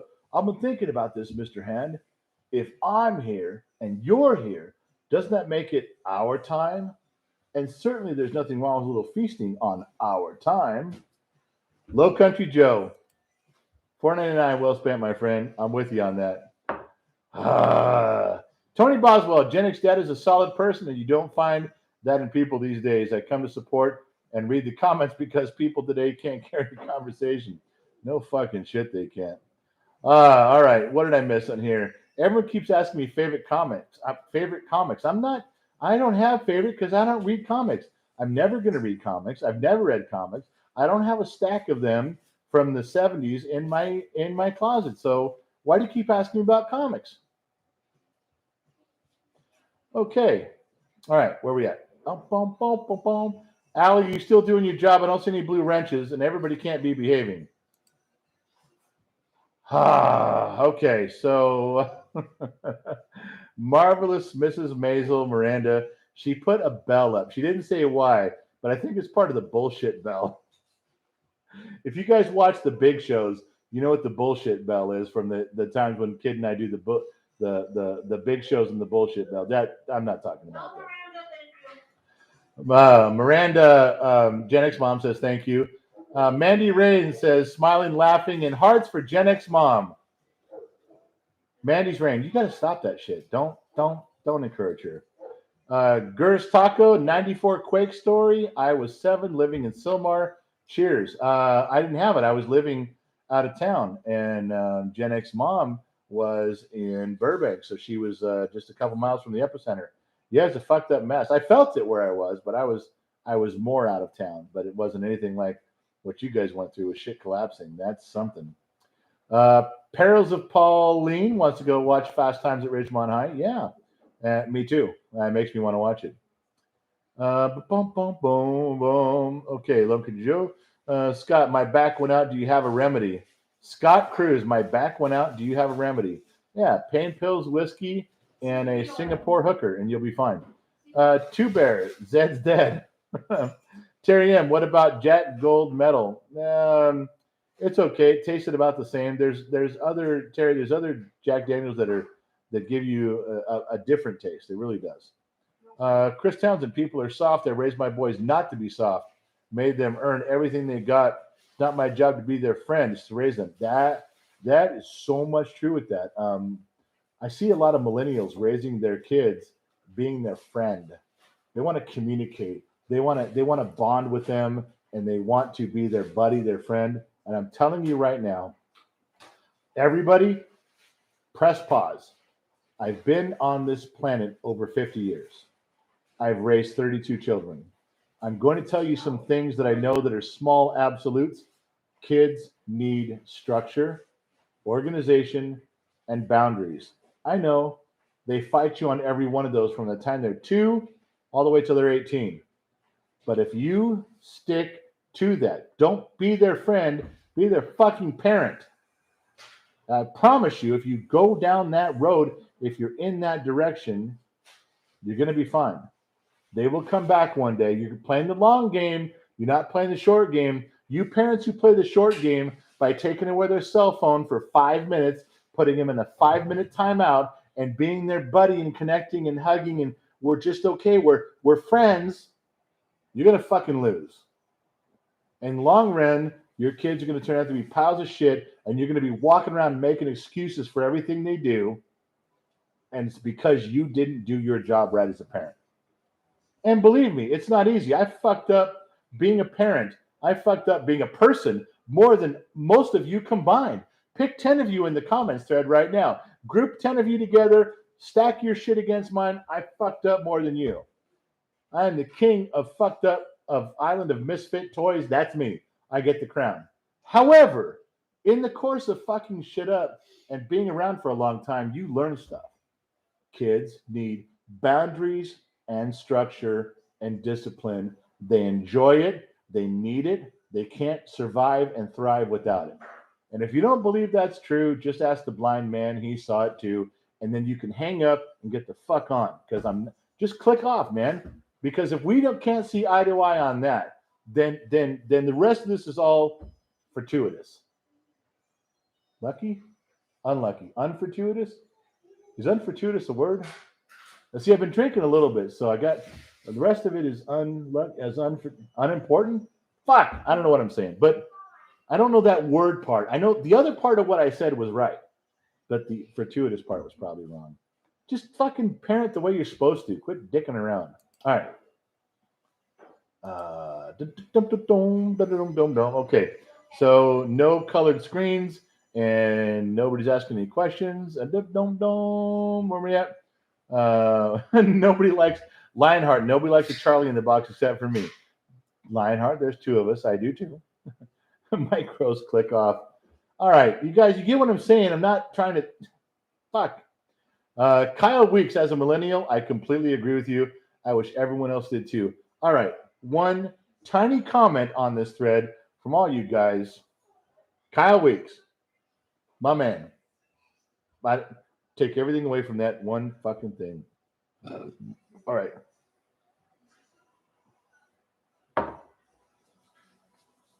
Dono Hall.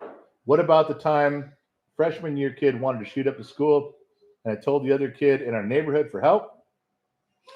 And the kid I told both of us, and I got charged too, just trying to help. Look, Donald Hall, I'm not saying in all of my words of wisdom and confusion that trying to do the right thing doesn't sometimes fuck you. It does.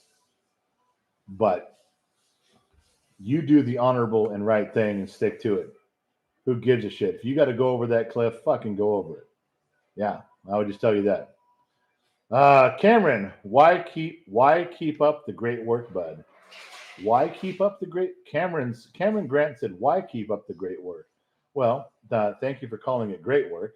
And why? I don't know. It's all I fucking know how to do. Do you Cameron, you're obviously younger.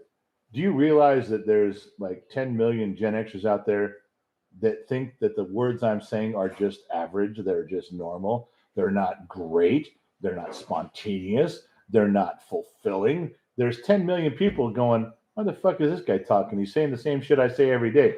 Because we're on the same fucking page. What I'm telling you is not special. It's not fucking great. It's just how a lot of Gen X, I don't speak for the whole nation of Gen X, but it's how a lot of us just think. It's fucking common sense. It's nuts and bolts. Why keep up the work I'm doing? Because it's just average and it's common sense. And to me, in my Gen X way of thinking, that's what our country needs a bunch of right now. Nothing more than fucking common sense. Just so you know. Okay. So my screen jumped, but somebody wrote, click off sounds like some British. Sassy Sandy, hi, Gen X dad. I'm a Gen X single mom, and my millennial daughter is going to counseling. Although I have never smacked her, and we had an involved, happy life, I was a yeller. What are your thoughts? Sassy, I don't know, man. If yelling created the boundaries and the structure and got it through to your daughter, let her go. Do her thing. Now, if she's in counseling, don't let her tell you it's because of you. Oh my God, how many comments do I get? The kid brings me these things and shows me list after list after list of late millennials and Gen Zs saying, well, it's your fault. You fucking raised this man. It's your fault. What's the biggest fucking cop out on the planet? You raised this, so if we're fucked up, it's your fault. You know, Gen Z kid actually printed out. He printed out a fucking paragraph comment, and I'm gonna paraphrase here, but the guy says that in the comment says, "Well, you Gen Xers raised this. You fucked this all up, and you didn't give us the structure and organization we needed, and now it's your fault." And I found a way to write the guy back. It wasn't in here. It was in like Instagram or something. I wrote the guy back and said, so you realize that you're not happy with your education. You're not happy with the way you raise it. So you identified the problem. You can fix it, right? You're good. You identified the problem in your life. Now you can fix it. And even if it is your parentage, fix it. You know, he said, no, I'm stuck with it now. I can't do anything about it. I was raised this way and I'm fucked. Part of his discussion was that he went to college and got a degree in a field where there's no jobs. God damn, if that hasn't. Who the fuck gets a degree in liberal arts or gender studies? There's 17 million people that are coming out with these degrees that don't do anything.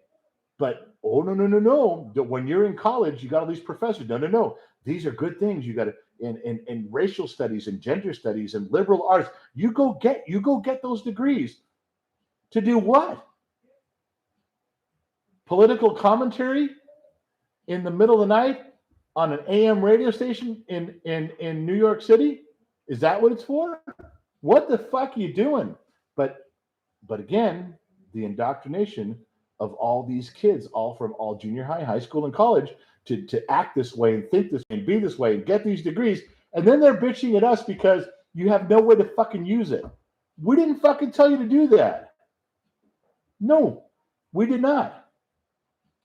Yeah, we've been going through an ongoing litigation of emails back and forth about how stupid and fucked up it is to just this is something you guys are all aware of. Tell me you don't know somebody that does this. I know of many people that do this. I've actually got one kid who does this, but we all know people like this. They're in their 30s. And when you really get them talking on they're not happy with their life, they blame the divorce. Well, my parents got divorced and I had to move and I couldn't go with my friends. And it's just, the divorce. Okay. That plays when you're 15, 16, 17. Jesus Christ. But when you're in 20s, people start going, really? You're going to blame your divorce? Yes, it changed the direction of my life and I couldn't fix it. And I'm traumatized. How long can you blame a divorce? How long could you blame your parents, either your mom or your dad? And they do. I know kids that to this day still go, well, the cards are stacked against me because when I was 9, they divorced and it divorced. And are you out of your fucking mind? When do your choices when do you take responsibility for your choices? When the things that happen to you because of choices you made, when is that finally your own? And not the divorce that happened 15 years ago. Fuck. Tell me I'm wrong. Tell me tell me you don't know that. Michael Roeder, you missed my green post. So let's try yellow. All right, let me scroll back. I think I missed a couple. I'm sorry. Hold on. I'm sorry you get me fucking off on this like that and I can't get my hand straight. Girls Taco 94 Quake Story. We did that one. Okay, scroll down. Michael Roeder. Is it time for the Michael Roeder show? No, Michael, it's not for the time for the Michael Roeder show. And I saw some emails from you. I got to get to them tomorrow morning. My man, Michael, you've been a friend of the program. I'm getting to them. I'm just not blowing you off. All right, scrolling. Keep them comments scrolling. Rawhide. No one knows what that's from. Rawhide, but it was good. Low Country Joe, colleges for the last 15 years just teaches you young people to hate commerce and make them believe that they're being exploited by those who are offering them income earning priorities. Yes. Low Country Joe, you have encapsulated what I'm fucking thinking in one paragraph. My man. I drink to that, but I've already been drinking too much. All right. I'm looking for something. There it is. Perils of Pauline, $5. General, I'm in Kentucky 6 months out of the year. Would you try single barrel bourbon? I'd like to send you some. Perils of Pauline. Okay. Pauline, and I'm jumping over the fact that you are a Nancy Drew book. That bothers me because I was a Hardy Boys kid. I was. And there's a ton of you don't have no fucking clue to what I mean by Nancy Drew and Hardy Boys, but just nod and raise your glass and carry on. We're all friends here. Yes, Kentucky bourbon. I would try some. I actually every now and then someone will send me something to try. If you go to genxtalks.com, at the bottom there is an address, a PO box, a PMB you can send alcohol and tobacco to. Allie can post it for you. Allie can post it for you and send it right to you. She's probably already on it now that I'm talking about it. But Gen X Mom reminded me. Good call. Anyway, just if you really want to send me something, I will try it. I will try it on a live stream with everybody. If I get fucked up and passed out, it's on you. If I have a heart attack, it's on you. Or if I really enjoy it and tell all the stories I'm not supposed to, well, that's on you too, and everybody would love that. So, Pauline, yes, I would try that. Just so you know. Okay, so I feel like I caught back up. I didn't miss anything. Two Bear says bourbons, please. Two Bear and I live semi-close together. We're going to meet up pretty soon at a car show, but I got a feeling we're going to be seeing a lot more of each other. And Two Bear is going to be like, go ahead and get that bourbon. You just go ahead and have Pauline said it. Come on now, let's do that together. I think Two Bear and I are going to spend a little time doing that stuff. All right. No questions. You guys don't have. You guys are so good on your questions, and now I don't got shit. Jeremiah says, "Drink now." Now, Jeremiah, it's not even a question mark. You drink now. Jeremiah, we don't know each other that well. You can't boss me around. Now, If you were a chick, I might give some leniency to it, but not right now. Devin says, aren't we supposed to ignore Allie? Yeah, for the most part, you are. I mean, she's horrible at her job. I mean, I get it. She's just a secretary. I get it. But yeah, we're supposed to ignore her. Mr. Bumfiddly, what's the moonshine situation on your neck of the woods? I live in MS, let alone pretty decent, and we don't have any moonshine. Are you kidding me? It's California. Do you think anybody's got a still? At the most, they'd have a still in their garage and they're making microbrews. That's it. No. Moonshine, I have learned, is something east of the Mississippi. They're making green tea here. Gen X Mom says they're secretly brewing green tea here. Shh. Totally off the books, green tea. She's right. Bumfiddly, that's something that's east of the Mississippi. When I travel east of the Mississippi and I'm finding hobo villages and backwoods hollers, that's where the cool shit's going. I mean, some shit that just fucking knocked me on my ass. Now, I took Gen X Mom to Mexico. I think I posted the picture on Patreon of her with her fucking real Mexican margarita, full glass, and she drank this much and she was fucking out. She was over my shoulder and I'm carrying her through Mexico. True story. That didn't happen to me down there. I'm fucking tougher than that.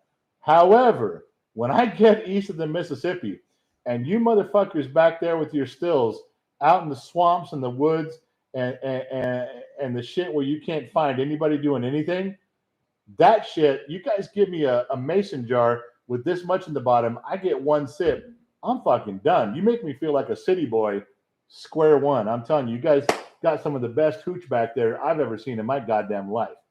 So there's your neck of the woods moonshine story. I'm telling you. Gert, have you ever tried Pendleton whiskey? Maybe. Sounds familiar. Derek Singer, I'm 34. My parents divorced when I was 8 years old. Never once have I blamed my parents for the shitstorm of a life I have now. My life decisions have brought me to where I am, good and bad. Derek, you're 34, but you are wiser than your years. Because you are part of a generation that fucking blames everybody and everything. And my man, thank you for saying that. All right. Where am I going here? Screen's jumping. I'm fighting it. Fucking fighting it. Mr. Bumfiddly, $2 to green tea. I'm dying. That's Gen X Mom, and you guys fucking know it. All right. So what do you want for nothing? Wow, River Biscuit. Mike Rose, you've been drinking too much, man. You're way past me. Dial it down a notch. Donna Hergen. Donna Hergen. I give up. West Virginia is where you want to go for moonshine. Listen, you people back on the East Coast know how to make shine better than anything I've even dreamed up. I've been back there a few times and found myself where an old boy with a beard down to his belly button says, "You gonna want to sit down before you try some of this there, boy." And I sit down in a chair and take a sip, and I'm glad I'm sitting because I ain't getting up. True. I'm telling you, fucking guys back there make the best shine fucking ever. Hidden Finger says that 150, 160 proof shine. I don't doubt it, man. No, I don't. You guys, did you ever look into laser TIG yet? I mentioned a few lives ago. You know, Kyle, I did. I started looking at a couple of videos and that, got distracted, but that is some trippy shit. It almost, now I got to go a little deeper on that, Kyle, and I love technology, but don't that feel like cheating a little bit where you don't got to close your eyes and count anymore? I'm just telling you. Gers Taco says, frankly, sorry to hear that. Gers Taco, at frankly, so sorry to hear that. You guys want to take a moment to do something solid for me? You guys want to do me a solid? Going back to the 90s? Frank Blee is watching the program right now. And Frank, I don't mean to put you on blast. I don't mean to put you on point, and I'm not trying to put your business on the street. But Frank, you've been a good friend of the program with Patreon, the program with comments, all the way through.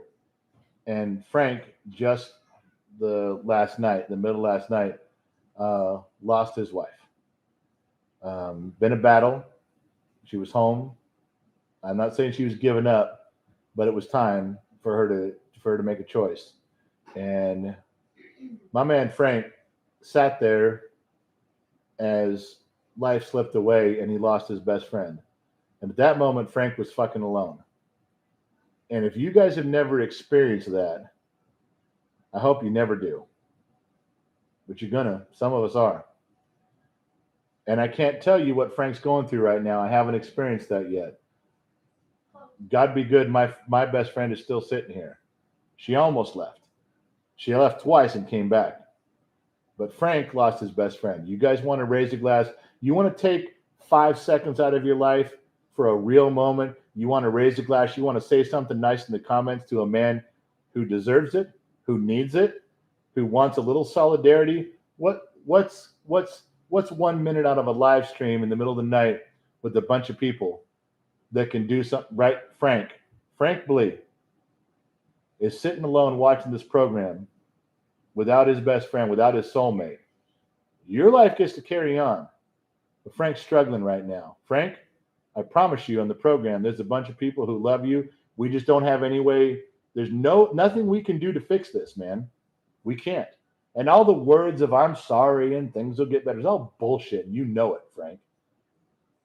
And some of you have been through it before, Frank. But you want to raise a glass right now to my man, Frank. You want to acknowledge that his wife passed away less than 24 hours ago, right there beside him. Then, Frank, I'm going to raise this glass to you and I'm going to drink it. That's all I got.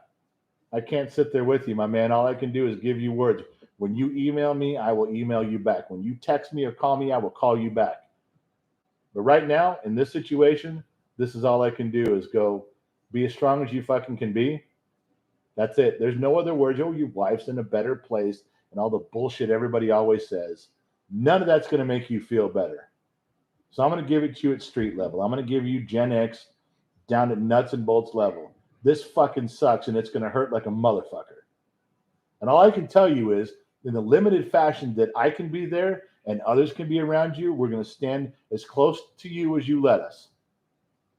Frank, sorry you got to go through this shit, but you're not totally alone.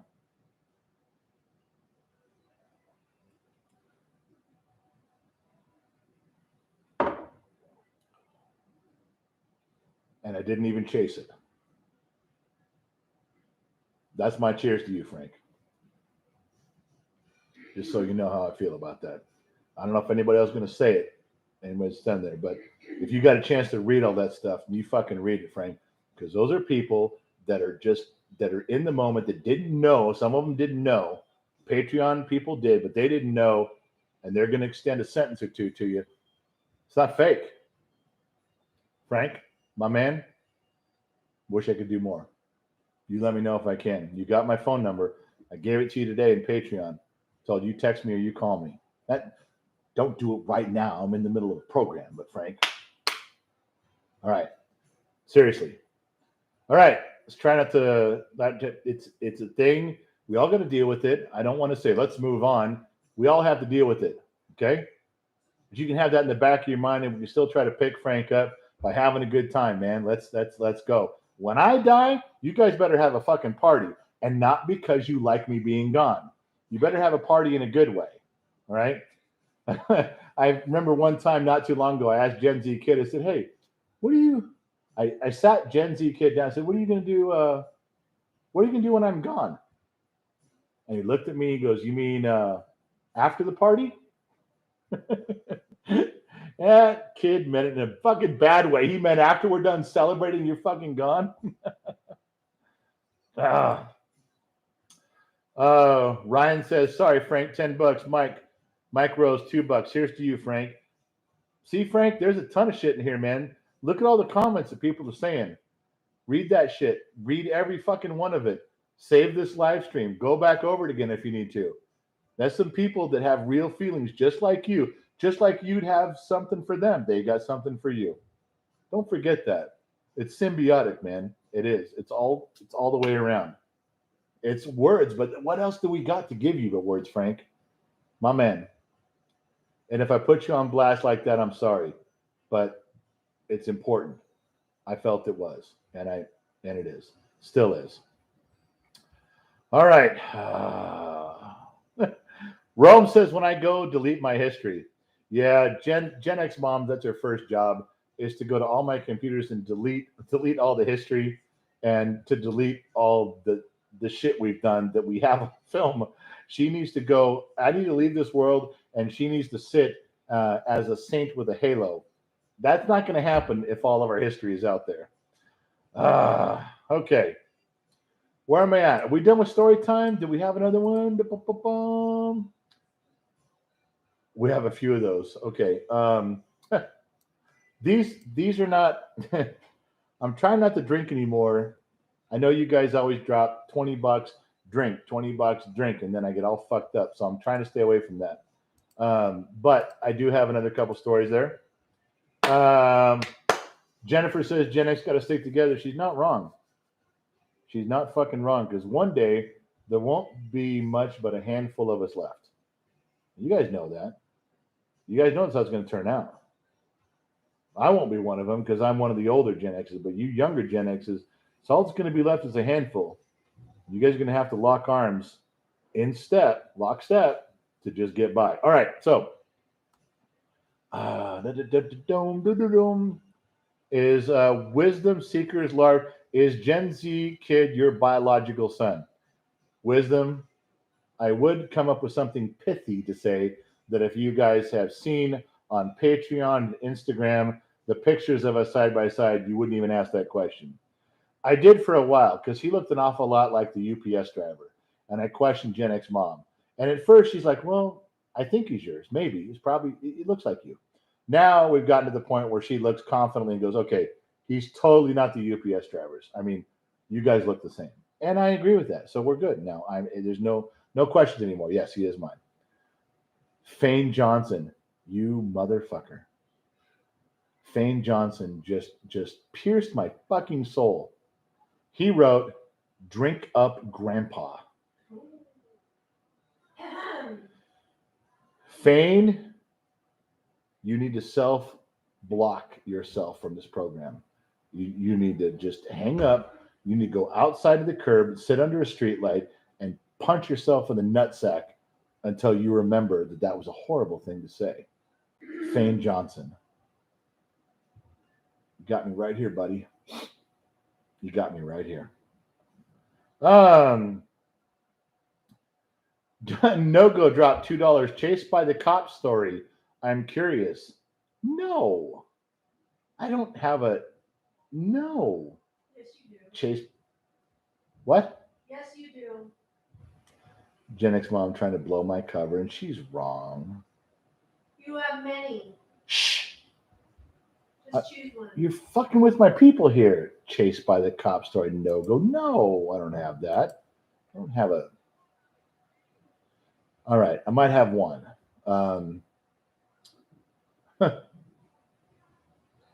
This doesn't, it doesn't, No-Go, I know you're a friend of the program for a long time.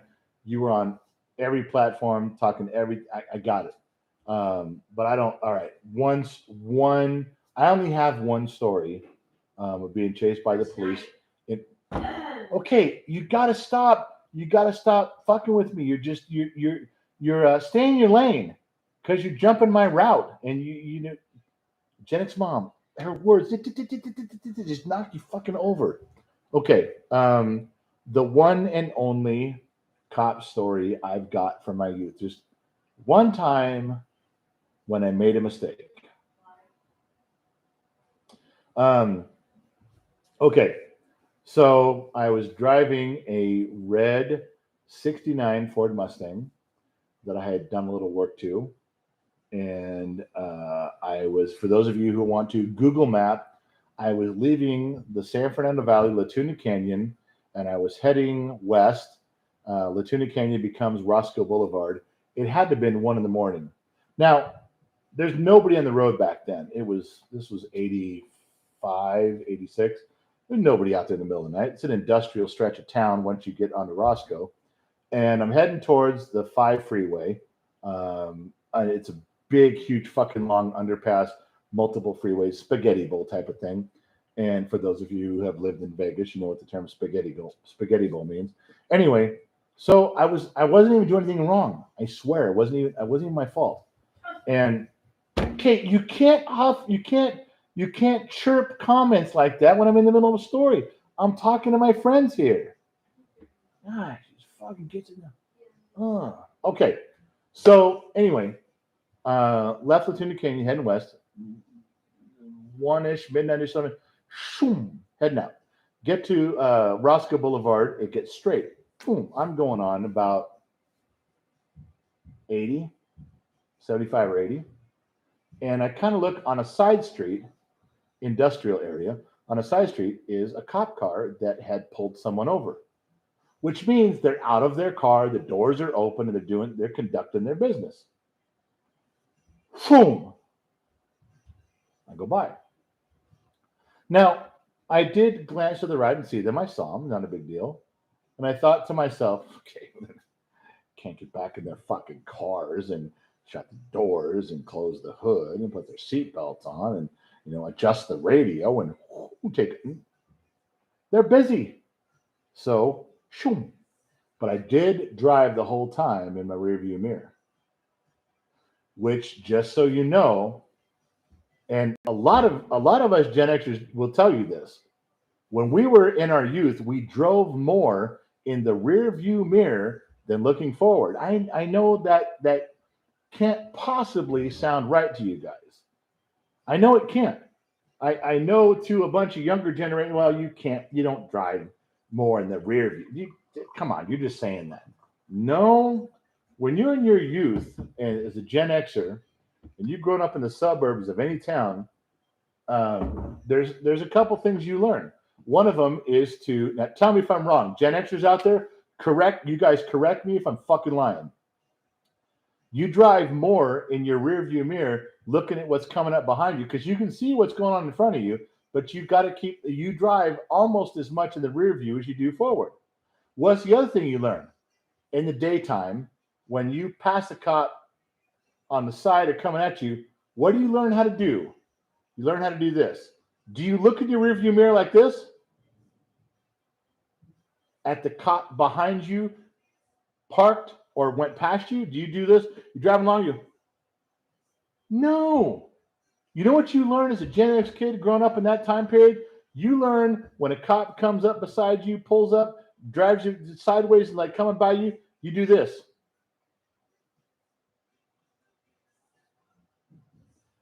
Correct me if I'm wrong. Tell me there's one motherfucking Gen Xer out there who didn't do that. You learn right away. You're driving along, something goes on the cop, you do this. You don't turn your fucking head, you. Tell me if I'm lying. Call me a liar. So I passed these jabronis.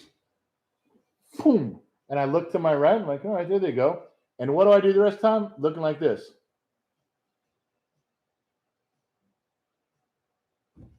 Way, way, way back there in my rearview mirror, these two little blue lights. Couldn't hear a siren. Little blue lights. Now, I'm already a mile and a half ahead of them. I haven't quite got to Roscoe Boulevard and the 5 interchange, but I'm boogieing, man. I dropped the hammer. Like you do. Faster. Brought the thing up to about 90, 95. Now, I will tell you what I learned that night. As fast as my 69 Mustang was, with all of my mechanical modifications, it was not as fast as the newly installed into police cars at that time, the Motorola, which was a fucking radio. You got to remember, they had one Atom 12, but they didn't have it dialed in as much as they did in the 80s, where they had the shortwave communication, Johnny on the spot, get your shit figured out. They were still fumbling through. They barely had 911. But that Motorola, that radio, I learned that night was faster than my car. Because I fucking dropped the hammer on two dudes sitting outside their car and headed off into the night. And all of a sudden, I got to San Fernando Road, and 3 cop cars pulled up and skidded sideways. Now, when I hit the brakes, I bet I skidded 180 feet because I couldn't get past them. And I was like, holy shit, how these motherfuckers get here? I think, unluckily, they were at a donut shop not too far away, because when they radioed it in, these motherfuckers were there, and there's no fucking way they could have got there that fast. There they were. So I skid to a stop, and what do we all do? We put our hands on the steering wheel, up high, or on the dash, or just in the fucking air. Because at 1 a.m, I'm not going to be in no motherfucking accident. No. I wasn't worried when they stopped me. I even wasn't worried when they waited, when these cops got out in front of me with their pistols out and just sat there and waited for the little blue lights to catch up with me. I wasn't even that worried then. They're fucking cops. They have rules to follow. But these cops pulled up behind me and got out of their car. The cops in front of me that had their guns drawn walked over to the car. And when I became worried is when each one of them hid their badge from me. When they hid their badge number and who they were. All of a sudden, I became very concerned. And with my ignition turned off and my hands in the air, and the fact that I had just come to the realization that Motorola's were faster than my car, I didn't feel like I had anywhere to go. They yarded me out of that car, and they beat the fucking shit out of me under a bridge at San Fernando Road, the 5, and Roscoe Boulevard until when I came home that night and knocked on my fucking door, bloodied and beat, my mother did not even recognize me. The good news was I could walk, and 2, I didn't even get a ticket. Not a fucking ticket. Nothing. And there you go with some Generation X fucking, I'm guessing, North Hollywood PD station justice.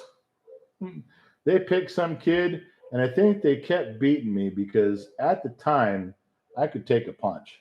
At the time, a guy could hit me 5, 6, 7, 8, 9 times, and I'm still in the game. So the more they hit me and the less I passed out, the more they hit me. And until I was just a fucked up, broken mess, and they let me back in the car, they drove off. I drove off. I made it home. And there's my one and only running from the police story. I don't have any more, so don't ask. There's a true story. Now, I don't know who did it. They hid their badges from me. And believe it or not, at 18 years old or whatever it was, I was thankful for 2 things. 1, they didn't tow my car. And 2, I didn't have to go to court. Yeah, how fucked up is that guy? Okay, so I even told you where it was and what time it was. Now there's gonna be some fucking guy who goes, "Yeah, it was my dad was working that night. He told me that, so I fucked you up, man." Yeah, well, your dad fucked me up. All right. Okay. So are we done with the story now? Can we move on? You guys got that one out of me. All right. 2 Bear, Hell's Angels or Mongols? Wow. Well, yeah, I'm not, there's a, No, we were just talking about I know. Gen X Mom's like, we were just talking about that. There's a situation in my life right now at this moment that when I picked Gen X Mom up at the airport last night and drove her home, I had to divulge some situation that was come up with the Mongols and the Hells Angels that I am just staying out of. You guys know some of my past with my biological dad, and I know Hells Angels, just for the record. But now my picture has been passed around to a club of the Mongols to say, don't fuck with this guy. He's helping us. That's all I'm getting into. So no, I don't hate the Mongols, but because I have a connection with red and white over here, that's a tenuous situation to be in. Too bad. What the fuck you asking me this shit for? Anyway, so no, Hell's Angels and Mongols. I love everybody. I love the Mongols and the Hell's Angels, and everybody's okay. I am neutral, unaffiliated, and I fly no colors. I don't have any colors. I don't. My jacket is black. I don't have any colors. I don't have any patches. So there's your answer. Okay, Connor Hendricks, wasn't it North Hollywood PD that got Rodney King? I don't think it was. Rodney King, if I remember right, because I'm from that area. Rodney King, I think, was more in Toluca Lake. Or, hey, Jules, where was that? Where was the bridges? Hey, look at me. When the 210 comes around by where you used to play softball, what area is that? Lakeview Terrace. I'm gonna say it was in that area. I don't think that was. I don't think that was North Hollywood PD's area. I don't believe it was. I think it was somebody else's. Let's move on. Let's get out of this whole shit. You guys are getting me fucking a lot of trouble. Kyle Schmidt, 30 hours of overtime in the last 2 weeks. So here is a dime for whiskey. If you want to laugh, look up a video of a woman at Kenosha Walmart screaming about Black Lives Matter and her hoo-ha throwing candles. Her hoo-ha throwing candles. Okay, Kyle, I'm going to drink to you $10 for the whiskey fund, and I'm going to look up some woman in Walmart screaming, throwing candles from her hoo-ha. Good Lord. I ain't never seen that one before.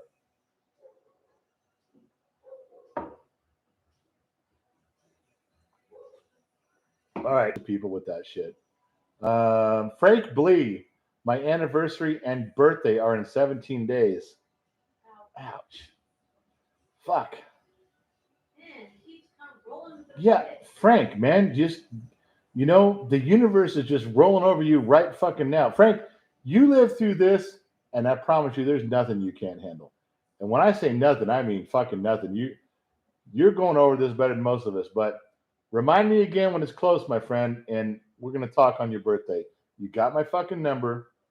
Don't lose it. Bartoludo Bananas. Holy shit, crazy bottom of the glass story. I know. I'm telling you. Donnie says Shannon Tweed was the best.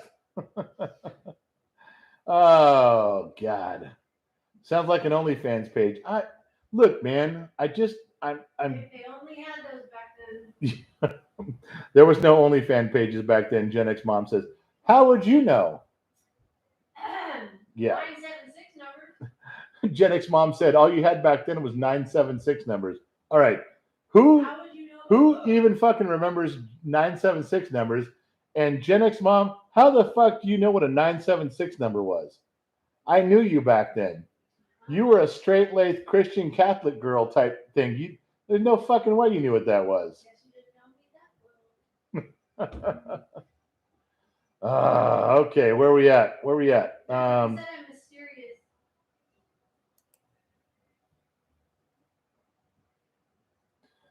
Here's to you. I shouldn't have put that up there, but I did. All right. Frank Lee, love the stories. Travel Leisure General, can you remember the taste of Jack when it was 90 proof? Nope. It all kind of blurs together, my man. Your videos are hilarious, says you suck. Thanks, man. I think. LOL. Mike Rose says 976. He's laughing at you. Donnie Roseberg says Skinamax. That was a Cinemax thing. I got you. Low Country Joe, remember the Van Halen song Spank? No, I don't. I'm a good Christian boy. I remember songs like that. My Gen X wife sitting right there next to me. And I said, I remember. And then Gen X Mom says she's remembers. So Clayton Cook, at 17, I chased corn whiskey with rum. I was drunk in about 30 minutes. No shit. I woke up a bit later with rocks in my underwear. Last thing I remember was a football game. Good times. I'll tell you one thing we did. This is a sick, disgusting story. But we were at a party in North Hollywood one time, and it was a raging fucking party. It was one of those parties where as soon as the sun went down, we would announce at the party, girls had to go topless, and they did. All of them. That was just a thing for the night. And there was this one asshole. God, what was his name? He was a big 6'5" blonde-haired dude. I don't remember his name. He had the mullet from hell. This thing was incredible. Shaved sides went down halfway down his back.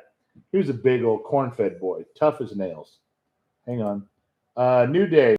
More for the DeLorean fun. Ready to have some fun. All right, my man, here we go. N Dewey 7. Oh, yeah, this one coming up. You ain't going to like this story, though. None of you are going to like this story. We are at 327 people watching right now. We will be at 150 when I'm done. True story. People are going to go, whoa, and turn that dial. You watch.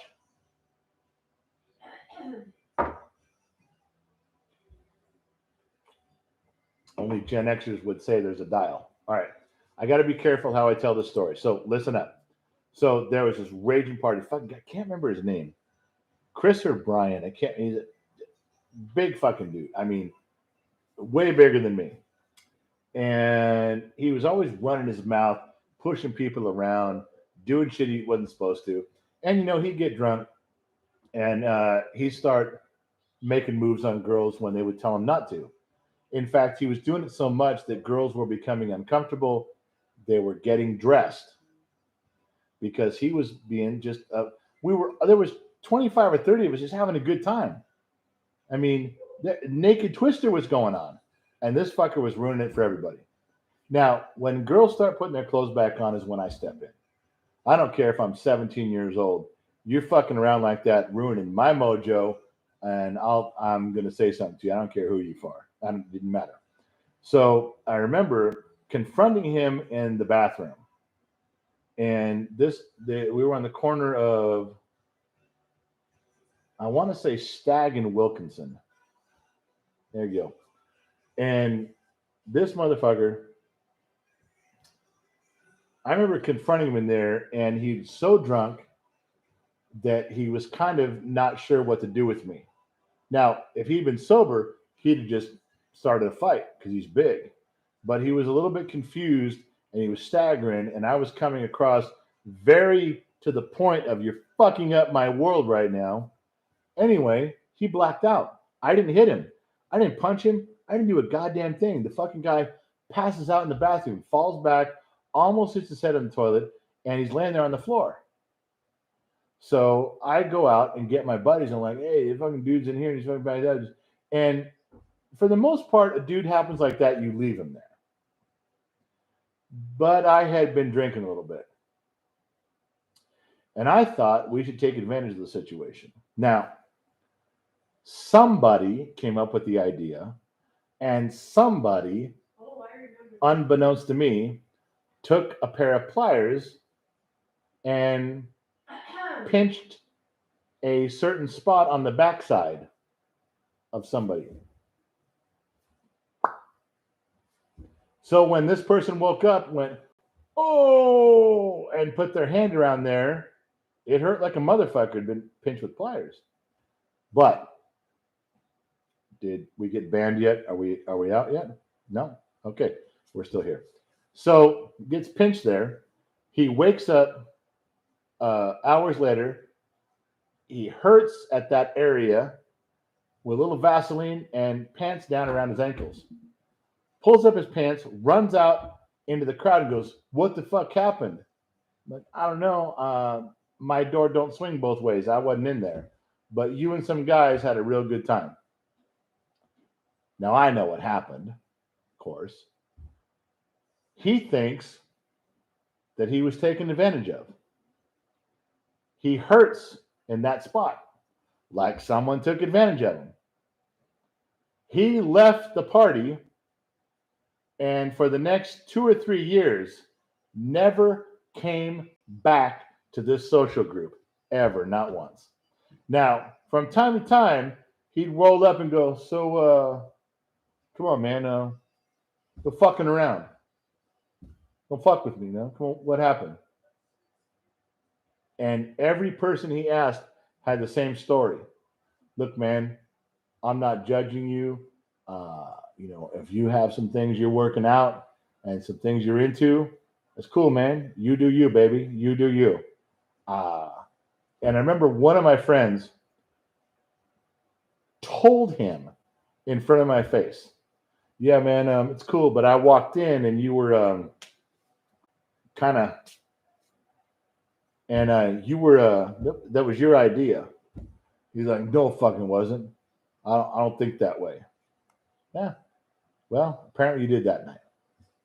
That motherfucker never bothered anybody again as long as I knew him. Not once. I know that the disheartening story. Here come the people leaving, hanging up. Can you feel the slam of the receiver on the wall phone? Because I can. It's coming. There's a lot of this disgusting. I don't believe you talk like that. Bunch of bullshit. Ryan, fuck him. I did it right earlier. $10 for Gen X mom. What? Don't bring her into this shit. Okay? You guys are bringing her in like she's gonna come around the corner and smile and pop a boob out, and we're on the wrong channel for that. So don't ask. Justin Bonder, go Phillies. Okay, go Phillies. All right, man. Ain't nobody playing right now, my man. All right, so I'm gonna scroll down just to see. William Wallace, he deserved every bit of that. Yes, he fucking did. I'm not saying it was right. I'm not saying it was good, but I'm telling you, that motherfucker deserved every goddamn cent of that he got. All right, so audience is growing. All right, so I'm getting the nod from Gen X Mom that I'm supposed to whore myself out. You guys know I don't give a shit about the donations and the shit on that. Thank you for that. The kid loves them. Thank you for the donations. But I don't ask you for them. But I'm supposed to list the www.genxtalks.com. If you guys want to buy some glasses, some merchandise, that the little bit of profit that's in there goes to the kid for his FFA, for his project, for the thing he's trying to do. Don't think you're not donating to a good cause. So if you guys want to go do that and do something for the kid, go to his website, genxtalks.com, go to the store, buy a fucking bumper sticker. I don't care. But if you do that, that helps the kid. Hit the like button right now that we got more likes than we got people on. Thank you. That's a big thing like that. What else am I supposed to? Oh, Patreon. Patreon is $1. But Patreon, if you get nothing else from Patreon, you get an email letting you know when we're going on live and what platform. Because I know you guys complain about the fucking no notifications from YouTube, but it's Facebook and it's Instagram and it's TikTok, and you guys get a direct email. Plus, you guys get the inside story on stuff nobody else gets. That 24-hour live stream that we just finally got a hold of from a person, not from YouTube. You guys were there for the 24-hour live stream. How much gold is in that? Sorry, I'm belching right now. How much gold is in that context? How you guys who saw parts of that 24-hour live stream with Gen X Mom was on for 3 hours by herself. I was completely fucked up and telling stories I shouldn't have. The Vegas story, that's in there. That's most likely going to be Patreon only. And it's $1. I'm just telling you. Black McFeeders, $1.11. Black McFeeders. That's a fucking cool name. Seth Tollinson, $1.99. Thanks, man. You going at me? Going at me. I dig that. It looks like, wow, with all these things, it looks like Ali has signed out. Good with that one. Vibe, I'm with you. I'm going to push that one through. William also, William's all. Throttle it up says you got pliers. Anal pliers for sale. They're not called anal pliers. Oh, you guys. I swear to Christ. That's fucking funny. All right. All my daughters have gone to bed. The granddaughters have gone to bed. Gen X Mom just went upstairs. She didn't even lean in and kiss me goodnight. So I'm a little depressed. But she's gone upstairs. So now it's just us. It's just us. Now it's just us. You know what that means. Okay. So All right, I got my hooch. I got my phone. Wait, is there something on my phone? Jamie Smith gave $2 earlier and I missed it. Jamie, if I did and you're still here, I fucked up. Jamie, oh wait, you missed two of Michael orders, $2 and $5. Jamie Smith gave you $2. You missed it. I'm sorry.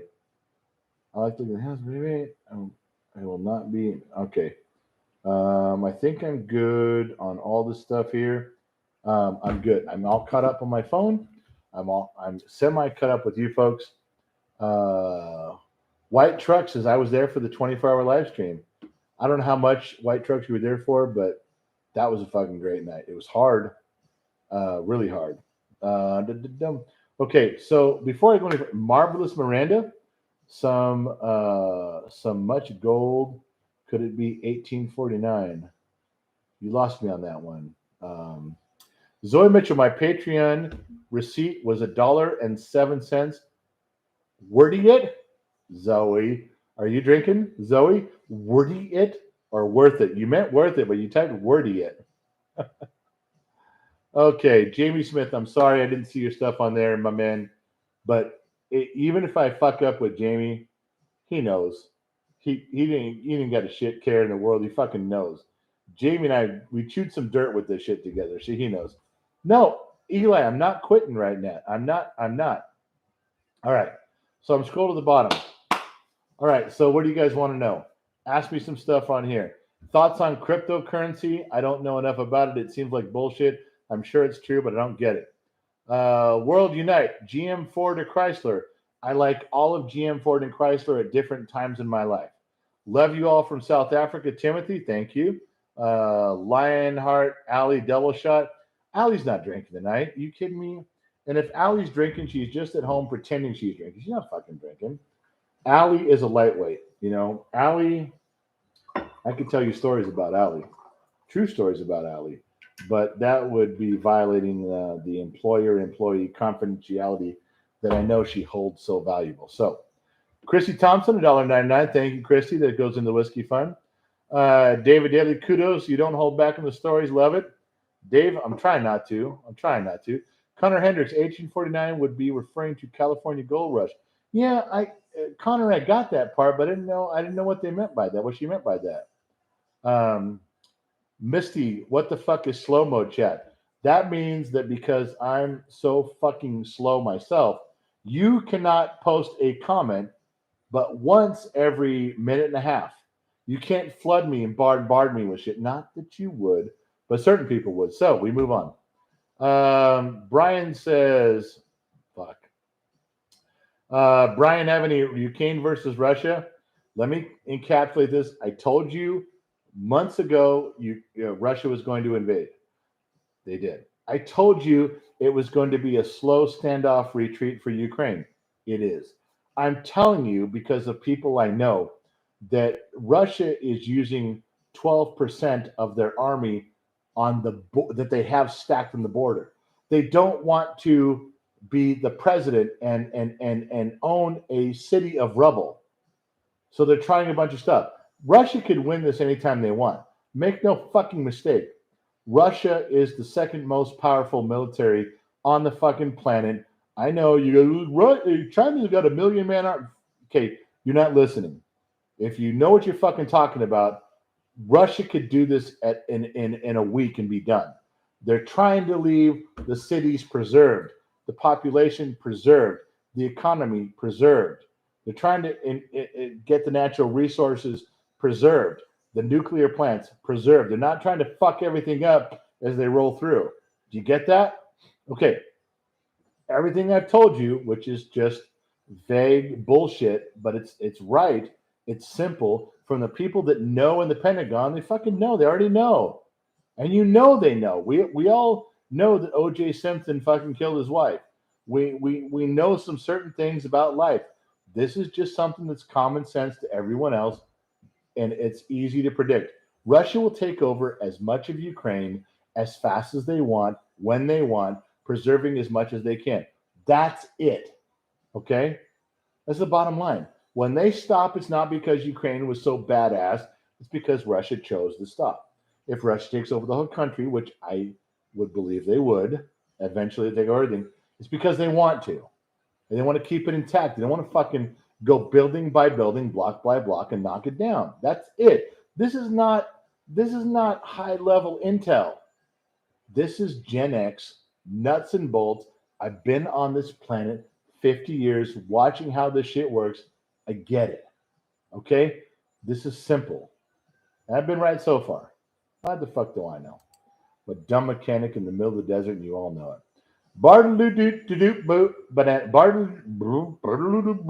Bananas totally thought the nod was geared more towards that Badunkin. Yeah, that 24-hour live was worth every penny. All right. Bananas has posed something. Christy Thompson, thank you for your $1.99. It's going towards the Whiskey Fund, Christy. Acknowledgement time. Thank you very much. I love you for doing so.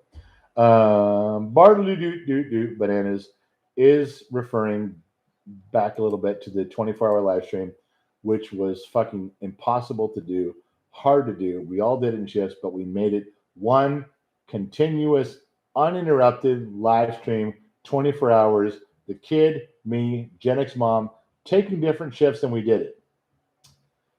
However, I did get a little inebriated and told some stories that I probably shouldn't have told.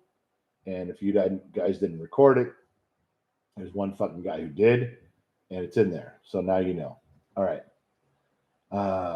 And it may come out later. All right. George, Texas forever, my man. Alexander Weingart, Alexander, should the United States leave the United Nations? Probably not. You got to have, no, probably not. Marvelous Mrs. Miranda Maisel, the 24-hour live stream had so much gold. Oh, it would be 1849. Yes, that's true. Flatterston, what the hell's going on? Really? You show up at 2.5 hours in, Flatterston, and you watch up. What's going on, fellas? What's going on? Fuck. All right, scrolling down. Gersh Tacos, all right, how about a good paranormal story? No. I'm not getting into that tonight. No, too deep, too much. I got to remember too many lies. Okay. All right. I should log off. I'm a little bit buzzed. I got one more drink. Your donations, your comments have kept me going. But let's be fair right now. We he types in, let's see them titties. She's already gone to bed, and she wouldn't show them here anyway. It's a whole different website. David Dale, we're drinking or what? Fuck, I am drinking. I'm fucking getting hammered tonight. Have you caught the good drinking yet? No, he doesn't like drinking. He's staying away from that. 2012, do you think that Russia has any chance against the U.S.? Not a fucking chance in a million years. No. Everything from our cyber capabilities to our fucking missiles to the best part of our fucking military is the men and women with that lace up their boots fucking tight. You gotta be fucking kidding me. No fucking chance. No. I know that Russia is the second most powerful military in the world. And even if China's the third and they join forces, I know the fighting spirit of our men and women. No fucking way. No way. Do you guys know that our military doesn't fucking bow down to anybody? Do you know that when they fucking lace up their boots and they roll up their gear and they put live rounds in their packs, they fucking go in. There's no fucking nobody. There's nobody that can fucking stop them. Maybe Israel, maybe that's the level of dedication. No. We are 100% volunteer army. And there's nothing fucking stronger than a volunteer who's defending his country or his way of life at home or abroad. No fucking way. I've known too many of them. No fucking way. There's you don't put it's not just the money and the aircraft carriers and the missiles and the technology. No, that can be defeated. Better equipped armies have lost to lower equipped armies all through history. Okay, it's the fighting spirit of our men and women that you you just can't escape it. Oh, I know there's a 1% people that I don't like the country or I'm gonna kneel. I'm gonna kneel for the no, no, no, not them, not those fucking cowards and dispatriots with their opinions that are fucking terrible, in my opinion. But you got a military, a volunteer military that would give their life so you and I can be on here doing this. No, you'd never beat that. No, you wouldn't. Not in a fucking million years. Our military is the greatest thing ever. Army, Navy, Air Force, Marines, and Coast Guard. And it's not because of the money or technology. It's because there's some badass motherfuckers that would get the job done. And I've been on this planet half a fucking century watching shit. And that's something I've observed. Yeah. You can tie their hands behind their back, they'll still fight. And they'll still fucking win. Yeah. The United States, this is Low Country Joe. The United States should compete against the United Nations. Article 4, Section 3 allows for us to admit territories and allow them to become states, like Louisiana, Alaska, purchases without actual purchases. Yeah, and then you could go with the Marshall Islands and Puerto Rico and some other ones. I don't know if that's the best way. Just because you can do it doesn't mean you should do it. I'm with you on that. Marvelous Miranda, tell us more lies. Oh, Miranda, God, you encourage me. You would do. You encourage me. Harley Davidson, great group as always. Have a blast with the stories in the comments. This is for the kid. Harley, are you leaving? Or are you still here, my man? All right. Where are we at? Where are we at? Scrolling down. Miranda says, fuck the kneelers. Joss, just saying I would fuck someone up if they had their hand time and had their. I lost that one. It went up, Tommy, on there. I'm sorry. You guys are doing a little talking back up for it. I got you. And all right. Oh wait, who's that? How MF Gold? How did we lose a Vietnam in the 20-year war from two? You didn't lose it. Okay, MF Gold. Vietnam was a tie. The first time in our lives we learned that politicians should not run a war. We got it. Lesson learned. Move on. And then we spent the war in the Middle East, accomplished a fucking shit ton. Bad exit. But I would have stayed. I'd have fucking built big bases and said, okay, you're free to have your countries back, but this land is ours because you inconvenienced us, you motherfuckers. I would have carved out a base and just had it there. A safe zone where if we need to respond to humanitarian, we need to respond to people that need us, we're right fucking there. I would have just fucking done it. But that's why you guys didn't elect me president. I didn't get 81 million votes. The guy at 1600 Pennsylvania Avenue got 81 million votes, and he's in charge. If you don't like what's going on, which none of us do, and things are fucked up, which all of it is, then you 81 million fucktards are to blame. Paradise Arms, $2. Can I have a bedtime story now? You didn't forget. All right. Let me see if I can. I wrote some notes. We covered the official, covered Cameo. We did cover Cameo. Fuck Cameo. Classes. Okay. A lot of you wrote emails when I write something on Patreon or I write something that I write in a comment or something. Why do I have that little arrow symbol? It's the less than symbol. It means if I don't have it backwards, it's less than when you 2 is less than, little half arrow less than 4. It's the less than math symbol. And I put that GXD, Gen X Dad, GXD with the less than because I'm trying to express the dumb mechanic in the middle of the desert, the humility that I'm less than whatever. So I don't ever want you to perceive some arrogance on this stuff. If even when I'm yelling at you about common sense. So when it's an email question. I put that symbol just letting you know that it's Gen X dad, this person, this character, this thing I am is less than whatever you think. That's why it's there. So you guys who wrote emails, I covered that. Now you know. All right. What'd I miss? Hold on. Carly, you got his comment? I lost Christy Thompson. I lost my first love in Afghanistan, July 1st, 2011. Half of my family is a retired military and law enforcement. I appreciate you for what you're doing too. Thank you. Christy, I could probably never do enough. I could probably never do enough for the situation you're in. Nobody can. But I'll raise a glass to you and your lost love and let you know that there can be another one out there. I don't want to get into how I know, but I know.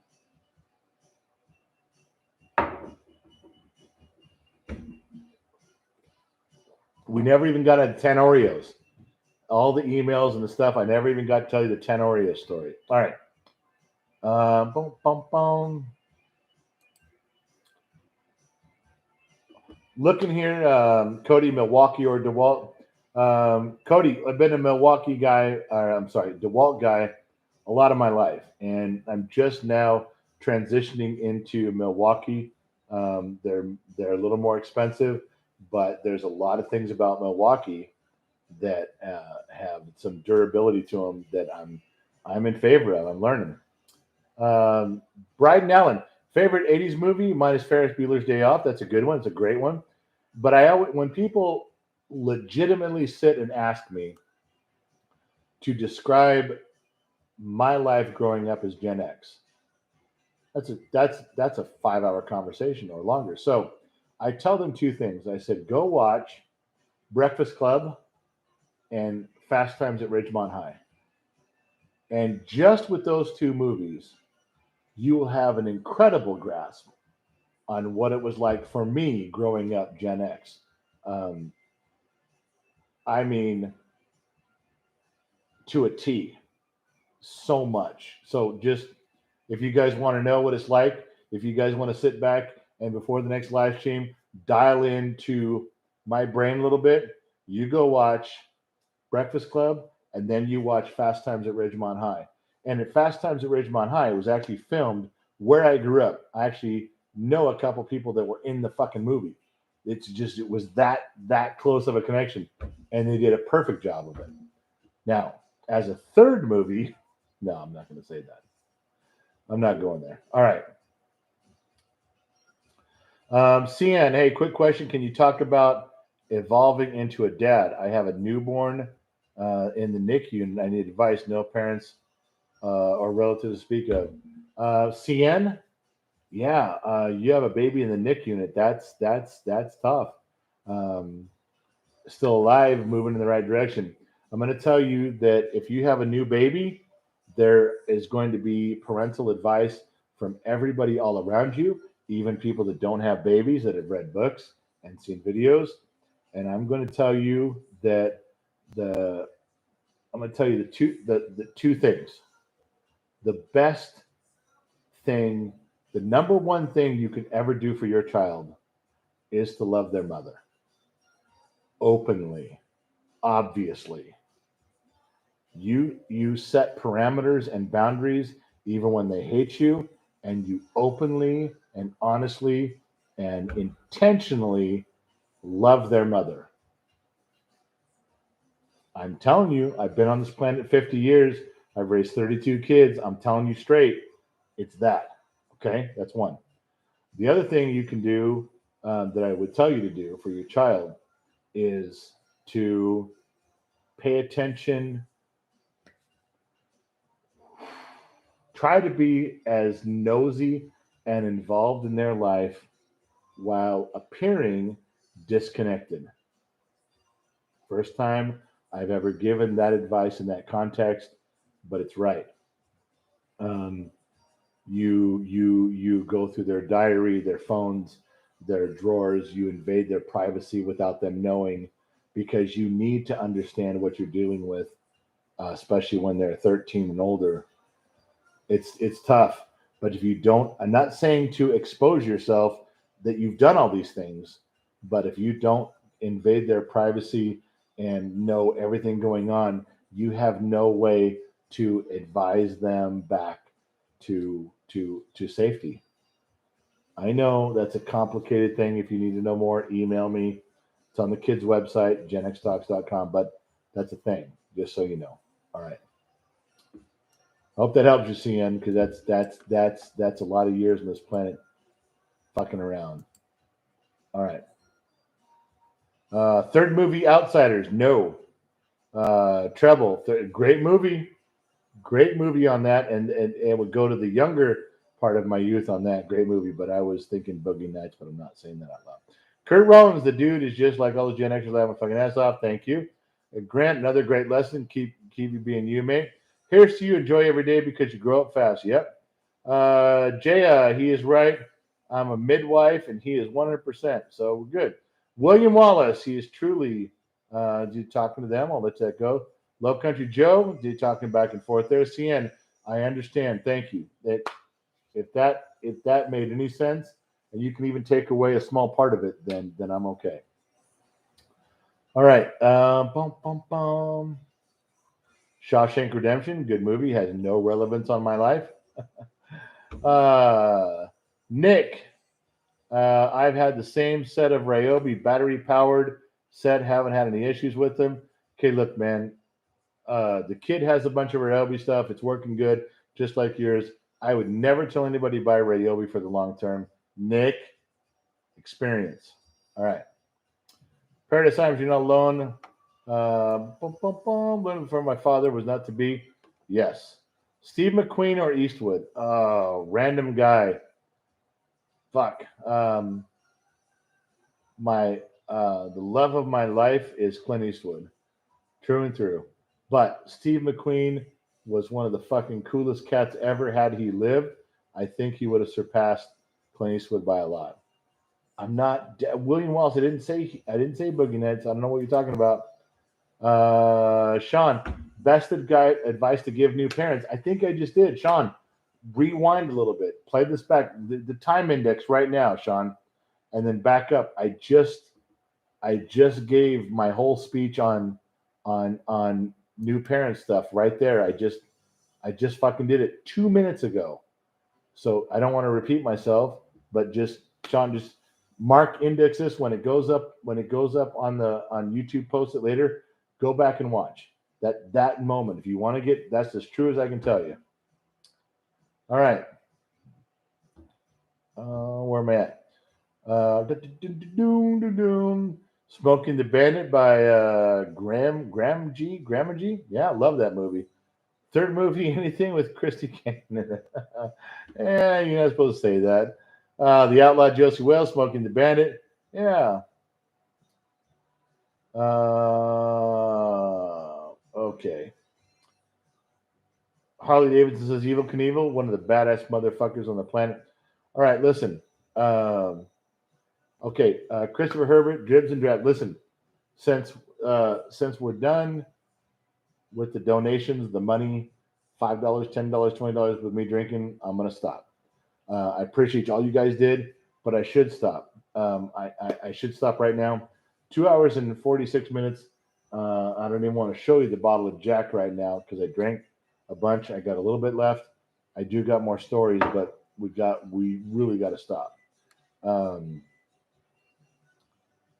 I'm reading everything right now. Listen, I'm going to close out, and I'm going to go back and read all of your the thank yous, the goodbyes, the salutations. We've been on a long time tonight. The kid's in UC Davis. He's hoping that I do some good here. We can talk about some shit. Hang on, EVE's put something up. No, Lost Boys are your favorite all time. Yeah, Lost Boys was good too. You were saying I gave the best advice. Okay, I got you. Thank you. Scrolling. Keep them comments scrolling right. Frank Police said, good idea. Jennifer. Frank, you made it for the whole thing. It's good. Ramos, if you're telling me my story, give them every cheat code you know. Oh, that's Ramblos. I'm gonna let that go through. He fucking said, don't quit. Tell every cheat code you know. I'm trying to, man. There's just some stuff that. Anyway, all right. So you guys know this is the kids' channel. It's not mine. I'm helping out tonight. You guys already know that. But the kids in UC Davis, you guys donated some money to help get him there. Thank you. Every dollar counts. His next big thing is a really big thing. It's the state convention, and he's got that's one where he has to drum up the money to go himself. He will wash cars and mow lawns, but he has to pay for if I've got the information right. He's got to pay for everything. So I promise you, he will never ask you guys for money. He will never ask for a goddamn dime. But everything you give to the kid, not to me with the whiskey fund, not to Gen X Mom, that everything you do with him when he comes on for his live streams and these will go to his fund, trying to get him where he's trying to go. He'll earn the money. He'll do it. He'll work extra chores around the house. He will mow lawns for the neighbors. He'll walk their dogs. He'll do the stuff you're supposed to do. But when you guys chip in like that, that fucking means a million miles to that kid. So just remember that in the future, he's doing the stuff. Can we all take a shot with Gen X Dad now? Yogi J, all right, fucking, all right. One last drink, okay? I'm fucked up. If I gotta drink and tell one more story, we're gonna get banned. You realize that, right? YouTube's gonna fucking ban us for this shit. All right, I'm gonna drink this one more. I'm gonna look at my storyboard. If I have anything halfway interesting and boring, I'll tell you. But Chris Townsend, good night, sir. I'll be sending you some moonshine. Hey, the P.O. Box, Chris, is on the kids' website, genxtalks.com. It does accept alcohol. If you guys send me some whiskey or something or some moonshine, I'll fucking try it live. Yeah, we'll do it live, and I'll fucking hold it up. Tell who sent it. We'll talk about it. I'll pour the shit. I'll try it. But remember, if I fall over my fucking chair and the tape keeps rolling, you guys got to fucking do the honorable thing and just shut up. Don't watch me fall over and stay there. All right, let's drink one more, and then we'll see where we end up. All right?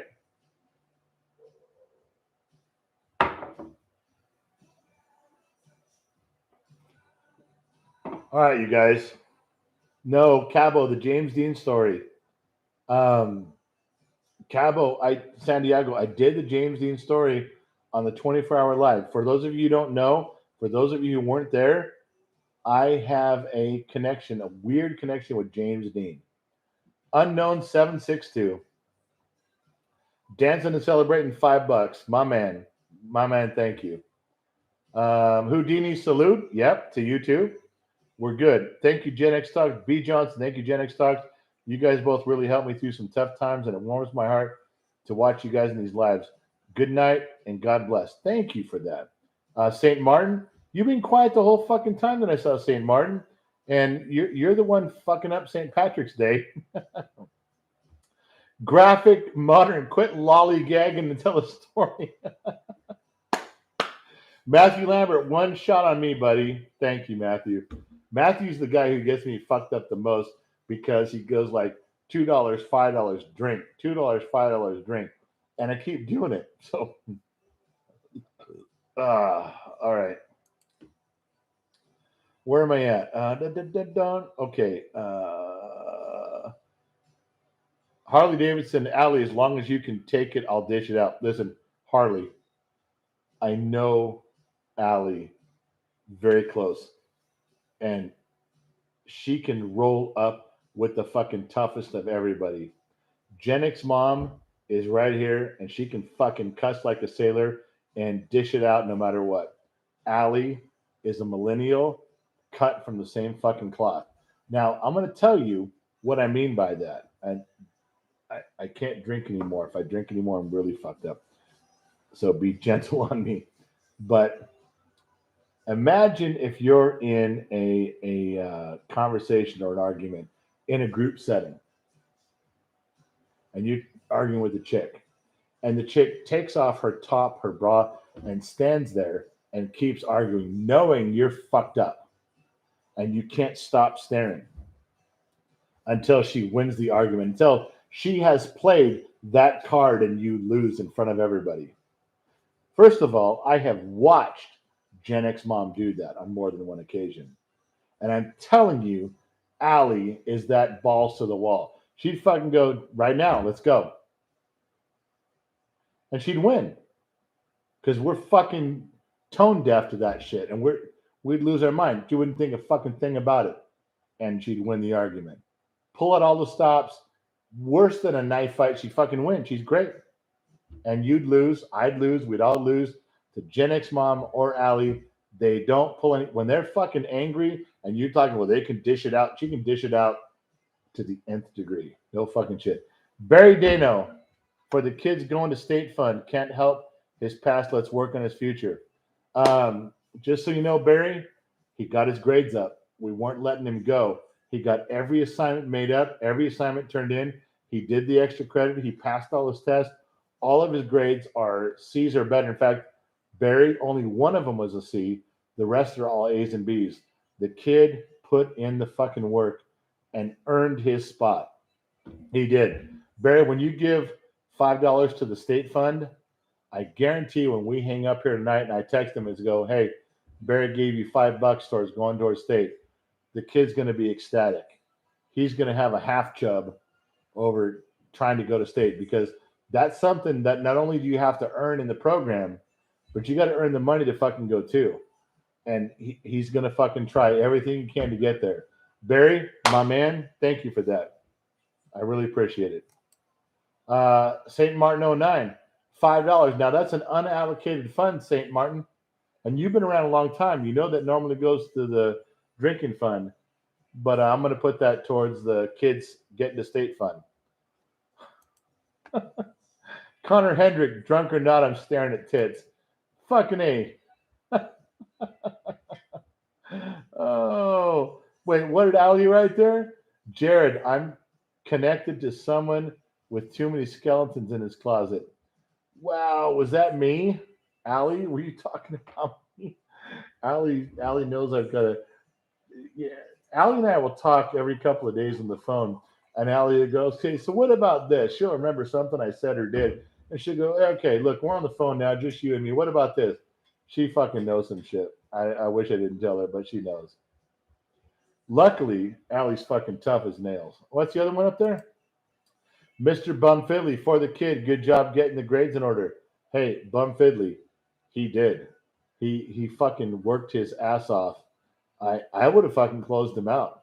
And Gen X mom would have closed him out even sooner. And he did it. He's there. He's trying to go to state now.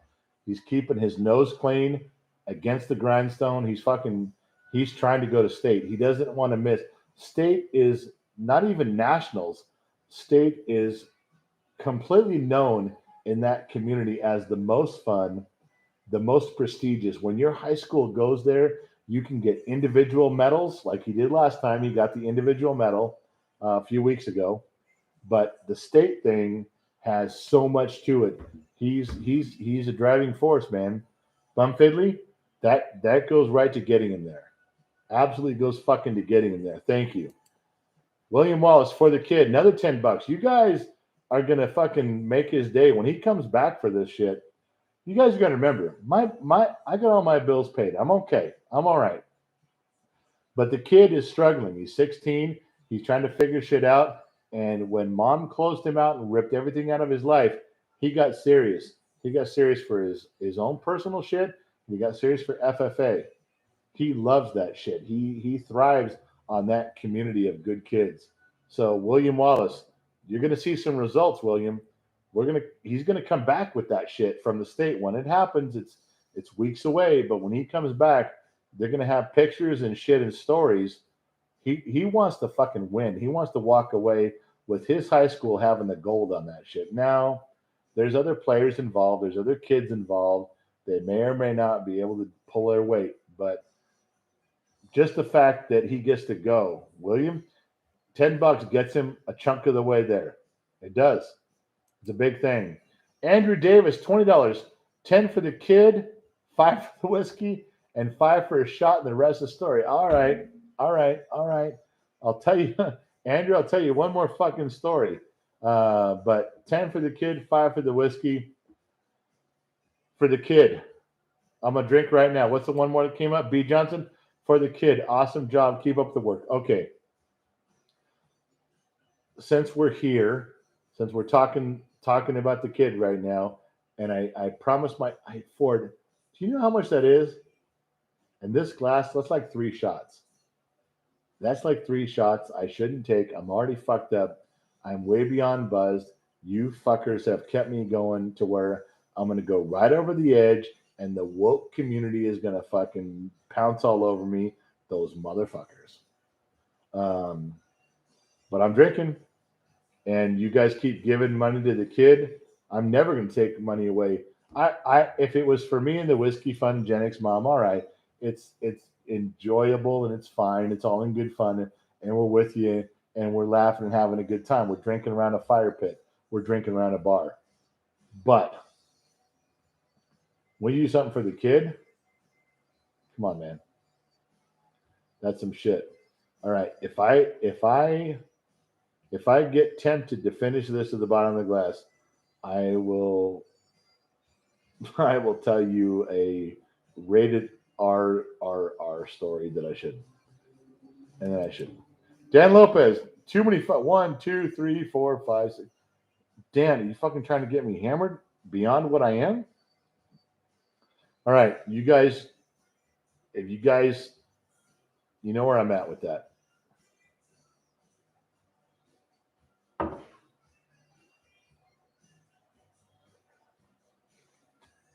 Never getting up tomorrow, you motherfuckers. All right, where we at? 2012 Cummins. Another $5 going to the kid. It's going to the kid. I'm almost at the bottom of this glass. The truth and the story, we're almost there. You know what? Nick Olson, awesome job to the kid. Awesome. True. Low country half chub. Come on, man. Low country. Am I the only? Just you and me? We only half chub? Come on, man. We know that one. Jonathan Holt says, Dan, don't make a comment about the kid like that again.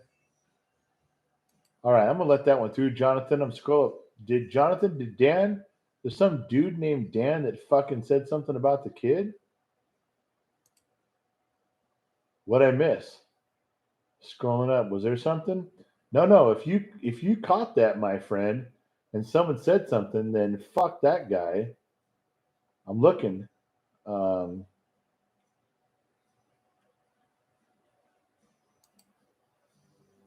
scrolling back up. I don't see it. Faye Johnson letting his comment go through. There was someone named Dan who said something about the kid that fucked up. I'm looking. I don't see something. I don't like it when you guys, not you guys, but I don't like when a person fucks with the kid. The kid doesn't do anything wrong. He tries as hard as he can. He fucks up like anybody, but he's a good kid. He tries really fucking hard. Fuck. I don't. B Master 5,000, $4.99 for the kid, $5 for the kid. Thank you. You guys, Dan. Okay, hold on, Jared. Dan only said, "Does a kid want to be a farmer?" That's all he said. All right, I didn't come down on Dan. I couldn't find the comment. Jared, if you're right on that, then I'll defer. I'll submit. Jared, if you paid attention, I'm in there. Team Up Church, my man. Hello to the wise man, Harley Davidson. He asked if what he wants to be as a farmer in one comment. Then, all right, Harley. Harley's been a friend of the program a ton. Harley and I would fucking go ride. We'd have no problem being side by side on the fucking road. And if he says we're good, then we're good. B. Cullen, I don't see it. Big Hill, yes, you want to be a farmer? Well, then what the fuck, man? Why was someone saying that was bad? D. Lopez is going to be a farmer? I'm good. All right.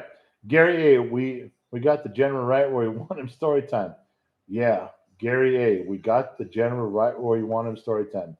The problem is, Gary, is that very few people realize this, and they don't strike when the iron's hot. And you have to know what motivates me when I'm fucked up and no one's around. And Gary, everybody will miss it, and we're good. And that's what saves me from getting banned. Low Country Joe, and if we don't get some new rules in pronto, we just be bogus too. Spicoli. What was it that Jeff threw at his brother Curtis? Now, Low Country Joe is quoting Fast Times at Ridgemont High for $4.99.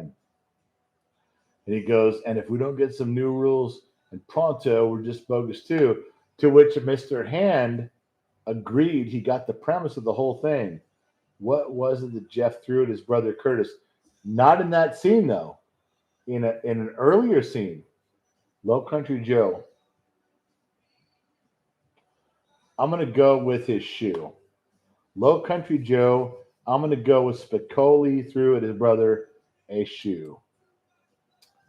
All right, Gary A., I'm moving on because nobody knows, nobody cares, and nobody's there. Whoa. Hold on. William Wallace RRR story. Now, William Wallace RRR story, that hits to my youth at 18. I've never brought that up. In fact, the only two people that know William Wallace about RRR story is my mom and Gen X mom. What? How the fuck could you even know? It's a dumb fucking story. How would you know that? No.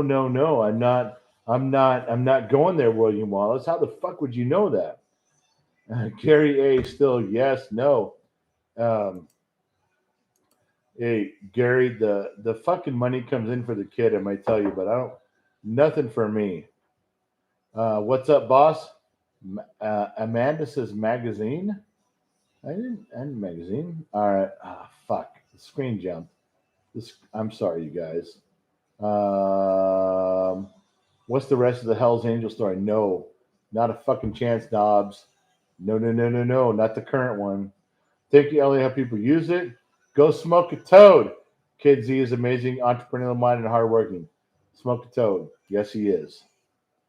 Dum dum. White trucks matter. I grabbed another beer waiting for your story. All right. Daryl Howland, what's up, General? Thank you, man. Just following the ranks. Romeza, I hear you, Curtis, unless you not. I don't hear you, Curtis, unless you not. And Romeza, right from the movie. My man. Charlie, what do you think of Truckers Convoy? I'm supporting it 100%, even if it costs us money and time. I don't care.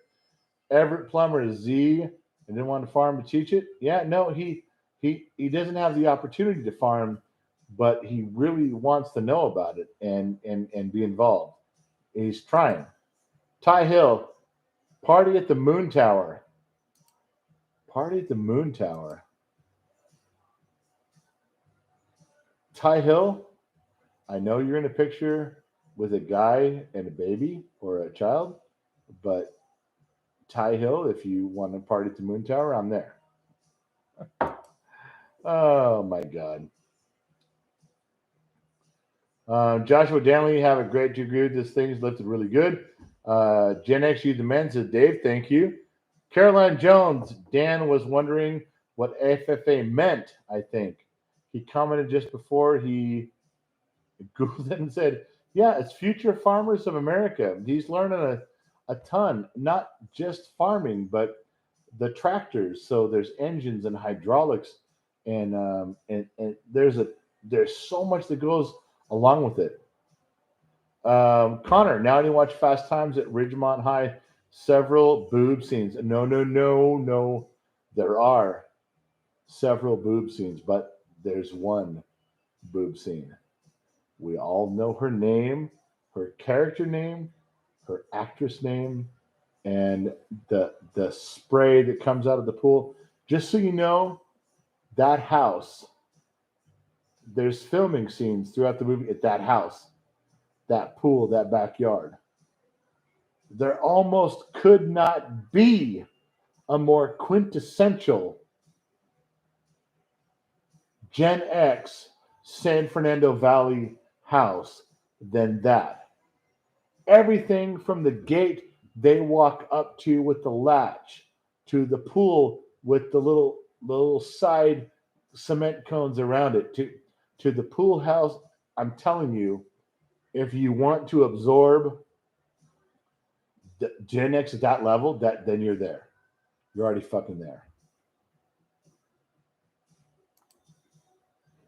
Phoebe Cates, yes, we all know. I was trying to keep it out of it. You fuckers know.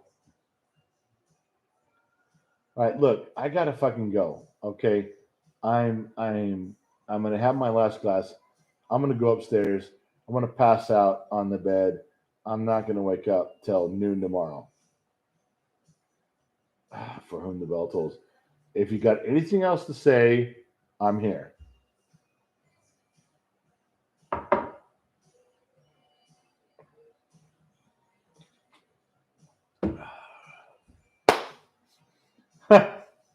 Low Country Joe, the Judge Reinhold, he knows. Low Country is deeper in that shit than you think. Christopher Herbert, water, general. All right. Christopher Herbert, how's this? All right.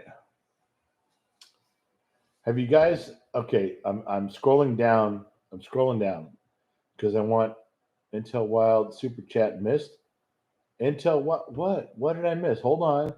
Intel Wild is a fan of the program from way. Intel Wild $2. Just had my first beer and shot. Well, Intel Wild, thank you for that. You're a little bit late to the game. Intel, I saw your stuff. I'm talking about you, man. You've been a friend of the program for a long time. I'm good, baby. I'm good. All right. How many of you? Well, which fucking story am I not supposed to tell? Fuck. Do you have any requests? I'm at the bottom right now. I'm reading all your shit. Girls Tacos is out. Travis is still here. There's a few people still here. All right, we're under 300 now. All right, it's all right. Is there any story? No, Paradise. I'm not going into the Hell Angels Mongol thing that's going on right now. Fuck up. Something right now. Best Metallica album. Okay. Every plumber is my day. We look for a post to retreat and make straight up. I got you. I've got you. All of them, unfortunately, Nick.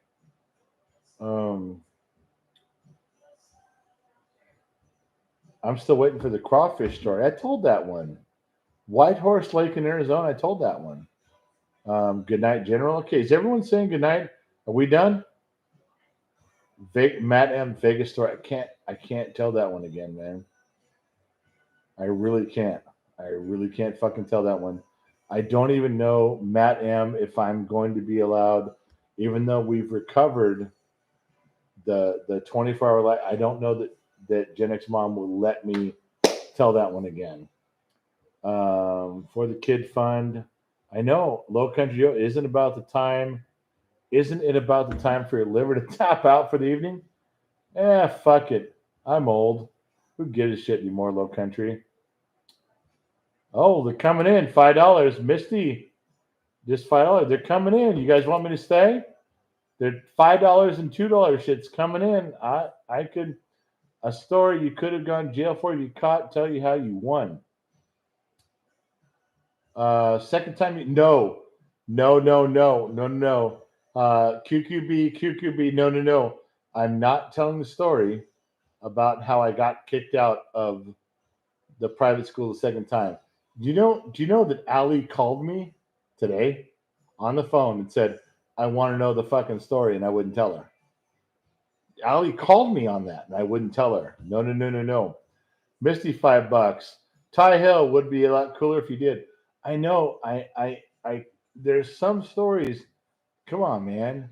It's not about the money. X McGusto had the money. Sure, they'll give it to you. Team Up Church is still here. We enjoy the hell out of you, wise man. Thank you just for that. Parenting advice for a rebellious teen. Do you let him make the mistakes? There's so many stories Gen X mom wrote down and told me to tell you about parenting. Best Thai story. Damn, I missed it. Let's go to midnight? Fucking 3 more hours? Christopher Herbert, only if you drink at least 12-ounce glass of water before bed. Okay, Chris, you normally fuck me up on this shit, but that's a mason jar full of shit. Come on, man. All right.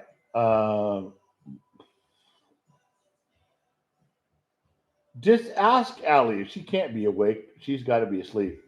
But Matt, no, ask Allie. She called me. That's a true story. Allie will tell you. I didn't. No. All right. Clown says it's a fucking midnight here.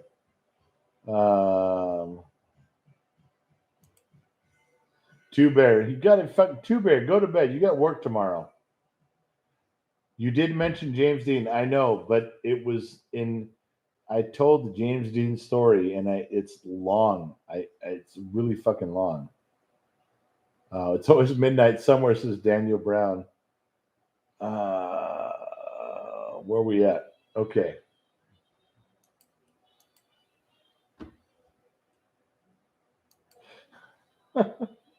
He says RRR is not a boob size. Okay, hold on. Scrolling down. Okay, what do you want? Matt, it's true. I did ask him. Ali says, and then we can go with whatever it says after that. She did ask me. True story. There's a slice on private school story. I know. Lion, that's the one. Intel. When men say only fools, Purple Twinkie. All right, look. I want you guys to know in front of the camera right now, and I know YouTube's watching and their algorithms, and there's fucking liberal naysayers right now. I'm fucked up. All right.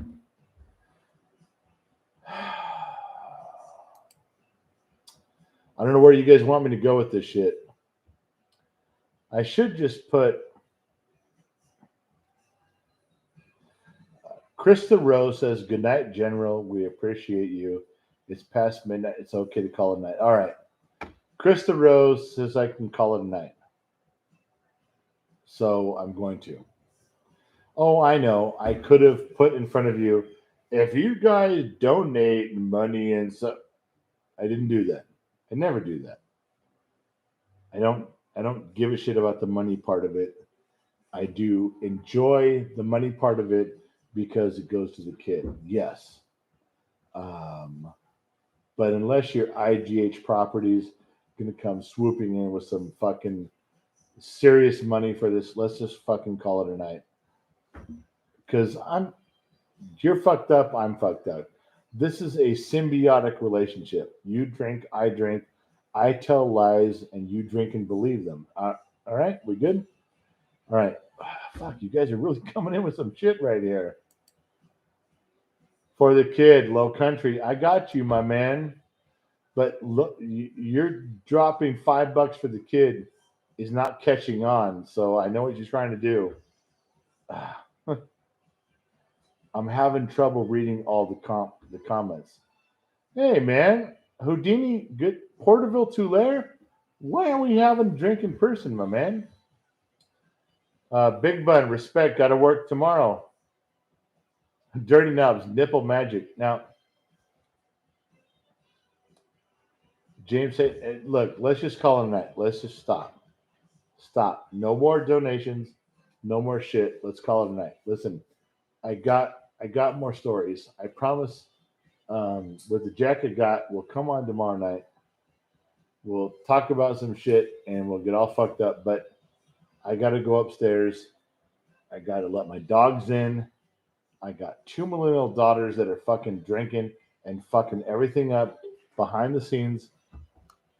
No, you come here. Come here. No. You guys listen to this. You're on frame. See, this is one of my millennial daughters. Hi. She is a wonderful, wonderful daughter. She's not one of my daughters that I have to worry about. She's married to the Marine in Camp Pendleton. She's beautiful and wonderful. Now, when I tell you a phrase, when I tell you that she is online streaming, you fuckers always go, "What's her OnlyFans page?" No. But she does do stuff online where she talks and she smiles and she's funny and she makes money at it. And I quasi approve of it because she's good at it. And I won't tell you her name. I'm not going to tell you where to fucking go unless you want them to know. No, it's okay. All right, then fuck you guys, don't know. But she's on an obscure app that does shit and she does very well for herself. In fact, she pays for when she comes up here, she brings her daughter and who I love to death, and she pays for everything while she's here. She's that girl. Her husband is a Marine and he will fuck you up if you fuck with her. As I will fuck you up if you fuck with her. She's my daughter. I love her immensely. And I'm not giving you her online name, but you've seen her in a couple of the kids' fucking shorts about shit. And that's her. So, all of you, quit pausing the camera and go fuck yourself. It's my daughter. Thank you. You're welcome, Dad. Bye. Your turn. Come on. Get over here. One more daughter. This is another of my millennial daughters, who she has been on the kids' shorts. She is the voice of the new Gen X Talks slices that the kid has put together. That's her, and she is single, and you cannot date her because you're all a bunch of fucking degenerate fuck ups, and you're not gonna do not no. And she's been on a bunch of stuff. She does not have a website or a Instagram or a feel on anything. Leave her alone. Go fuck yourselves. But that's one of my other daughters. I told you I had all those. And you stop looking at her. Look at me. Quit looking at her. Thank you, sweetheart. And those are my daughters. And stay out of my fucking life. All right. So now you know what I know. Oh, fuck. And then Lion with $49.99 and says good night with a question mark. Now I feel bad. You guys thought I was fucking around with this shit. No. I've got daughters that are fucking beautiful and they're wonderful and they're everything that you'd expect from Gen X dad. Yeah. Oh, all right. I Lionheart, $50. Randall, what are you drinking? I'm drinking Jack Daniels. All right, yeah. Harley Pops is hammered. I'm fucking hammered. All right. Lion Heart, $50. What do you want? Raimundo Cortez. Damn, Vato, tired or I'm hammered. I'm not tired. I'm good. Lion, what do you want? You drop $50. What do you want? It's all good. No, come on, Lion. What do you want, baby? Give it to me right now, my man. I'm ready. Soapy image. What did you mean, Chuck combo? We talked about that. Come on, you drop some money. You get some time. What do you want? I'm scrolling to the bottom. I'm doing my time. Lion, waiting for you, baby. Come on, give me what you want. What do you want from me? And I'll $50? Fuck it. I'm in. I will whore myself out for $50, and every one of you fucking knows it. So come on. White trucks, you need another beer. Crack it open. Every one of you, open another beer because I'm just scrolling through the comments. No, I'm not St. Martin. I'm not doing an Irish jig. Drink some water, dude. No, I'm not fucking drinking any more water. Lion is going to give me something, and I'm going to do it. Get some rest, General. Intel, I'm going to. But not until we satisfy the dollars of Lion. If you don't give me any more. Someone drops some money, I'm fucked. Someone drops some big money, I'm fucked. Come on, Lion. I'm scrolling through the comments. Ty, James, Charlie, William. So glad you have daughters. Complete. All right, Ryan, Semper Fi. Ryan, did I get your name right? You never told me. Did I get it right? SP, you start to freeze as horror looks you between the eyes. You're paralyzed because this is Thriller. He got it. Lion, tell me any. Okay, there we go. Lion said, tell me any wise poem. All right, we're going to end the program on that. We're going to end the program tonight on that.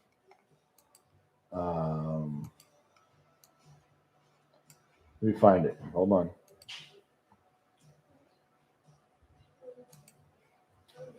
Any wise poem. Let me scroll through my shit here. Hang on. I've got notes. Gen Z kid has taught me 10 Oreos is too deep.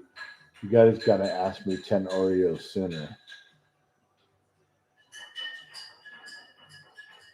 Oh, hold on. Let me get to something for the end of the night. To end the night on a prominent note. Bum, bum, bum, bum. What do we got?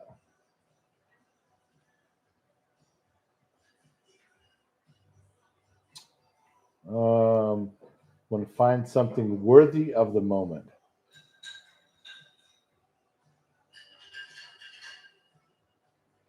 Trying to find something tough. Oh. All right. Where am I? Where'd my shit go? I lost all my shit. And where did it go? It's fucking gone. Nope. It's not it. All right. I will tell you this, and then I'm going to sign off with the last little bit of Jack I've got. I will tell you something that's prominent, important. But those of you left out there, if I'm reaching you from the underground basement of America, the last little bit of Jack I've got in the truth at the bottom of the glass, and tomorrow is another day. We didn't get to 10 Oreos, and that's a big fucking thing. But I will tell you this. For all of you patriots that are out there struggling and hiding and sticking your necks out, I'm behind you 100%. I will tell each of you that I don't care what side of the aisle your political spectrum is. I care about your heart as an American to defend our country from enemies, domestic and abroad. I'm just going to give you some common sense, nuts and bolts answers. I bring it back to street level. I don't care about your focus groups and your studies and your charts and your graphs, as most Gen Xers don't. What I'm bringing to you, what I'm surmising, is what a lot of us think but are too afraid to say. Yeah, I'm going to get canceled. I'm going to get canceled. You'll never hear from me again. But my hope is that one of you steps up and takes my place, and someone else takes that person's place, and someone else takes that person's place, because that's what America is. Fighting for truth and justice, fighting for the American way, fighting until we all get canceled and there's one more and one more and one more. Doing the right thing. So my last drink is to you, to America.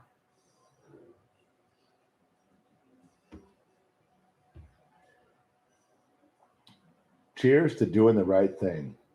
Raise a glass, maybe one last time, for doing the right thing. Thank you guys for hanging out. Every story I told you is true, give or take a lie or two.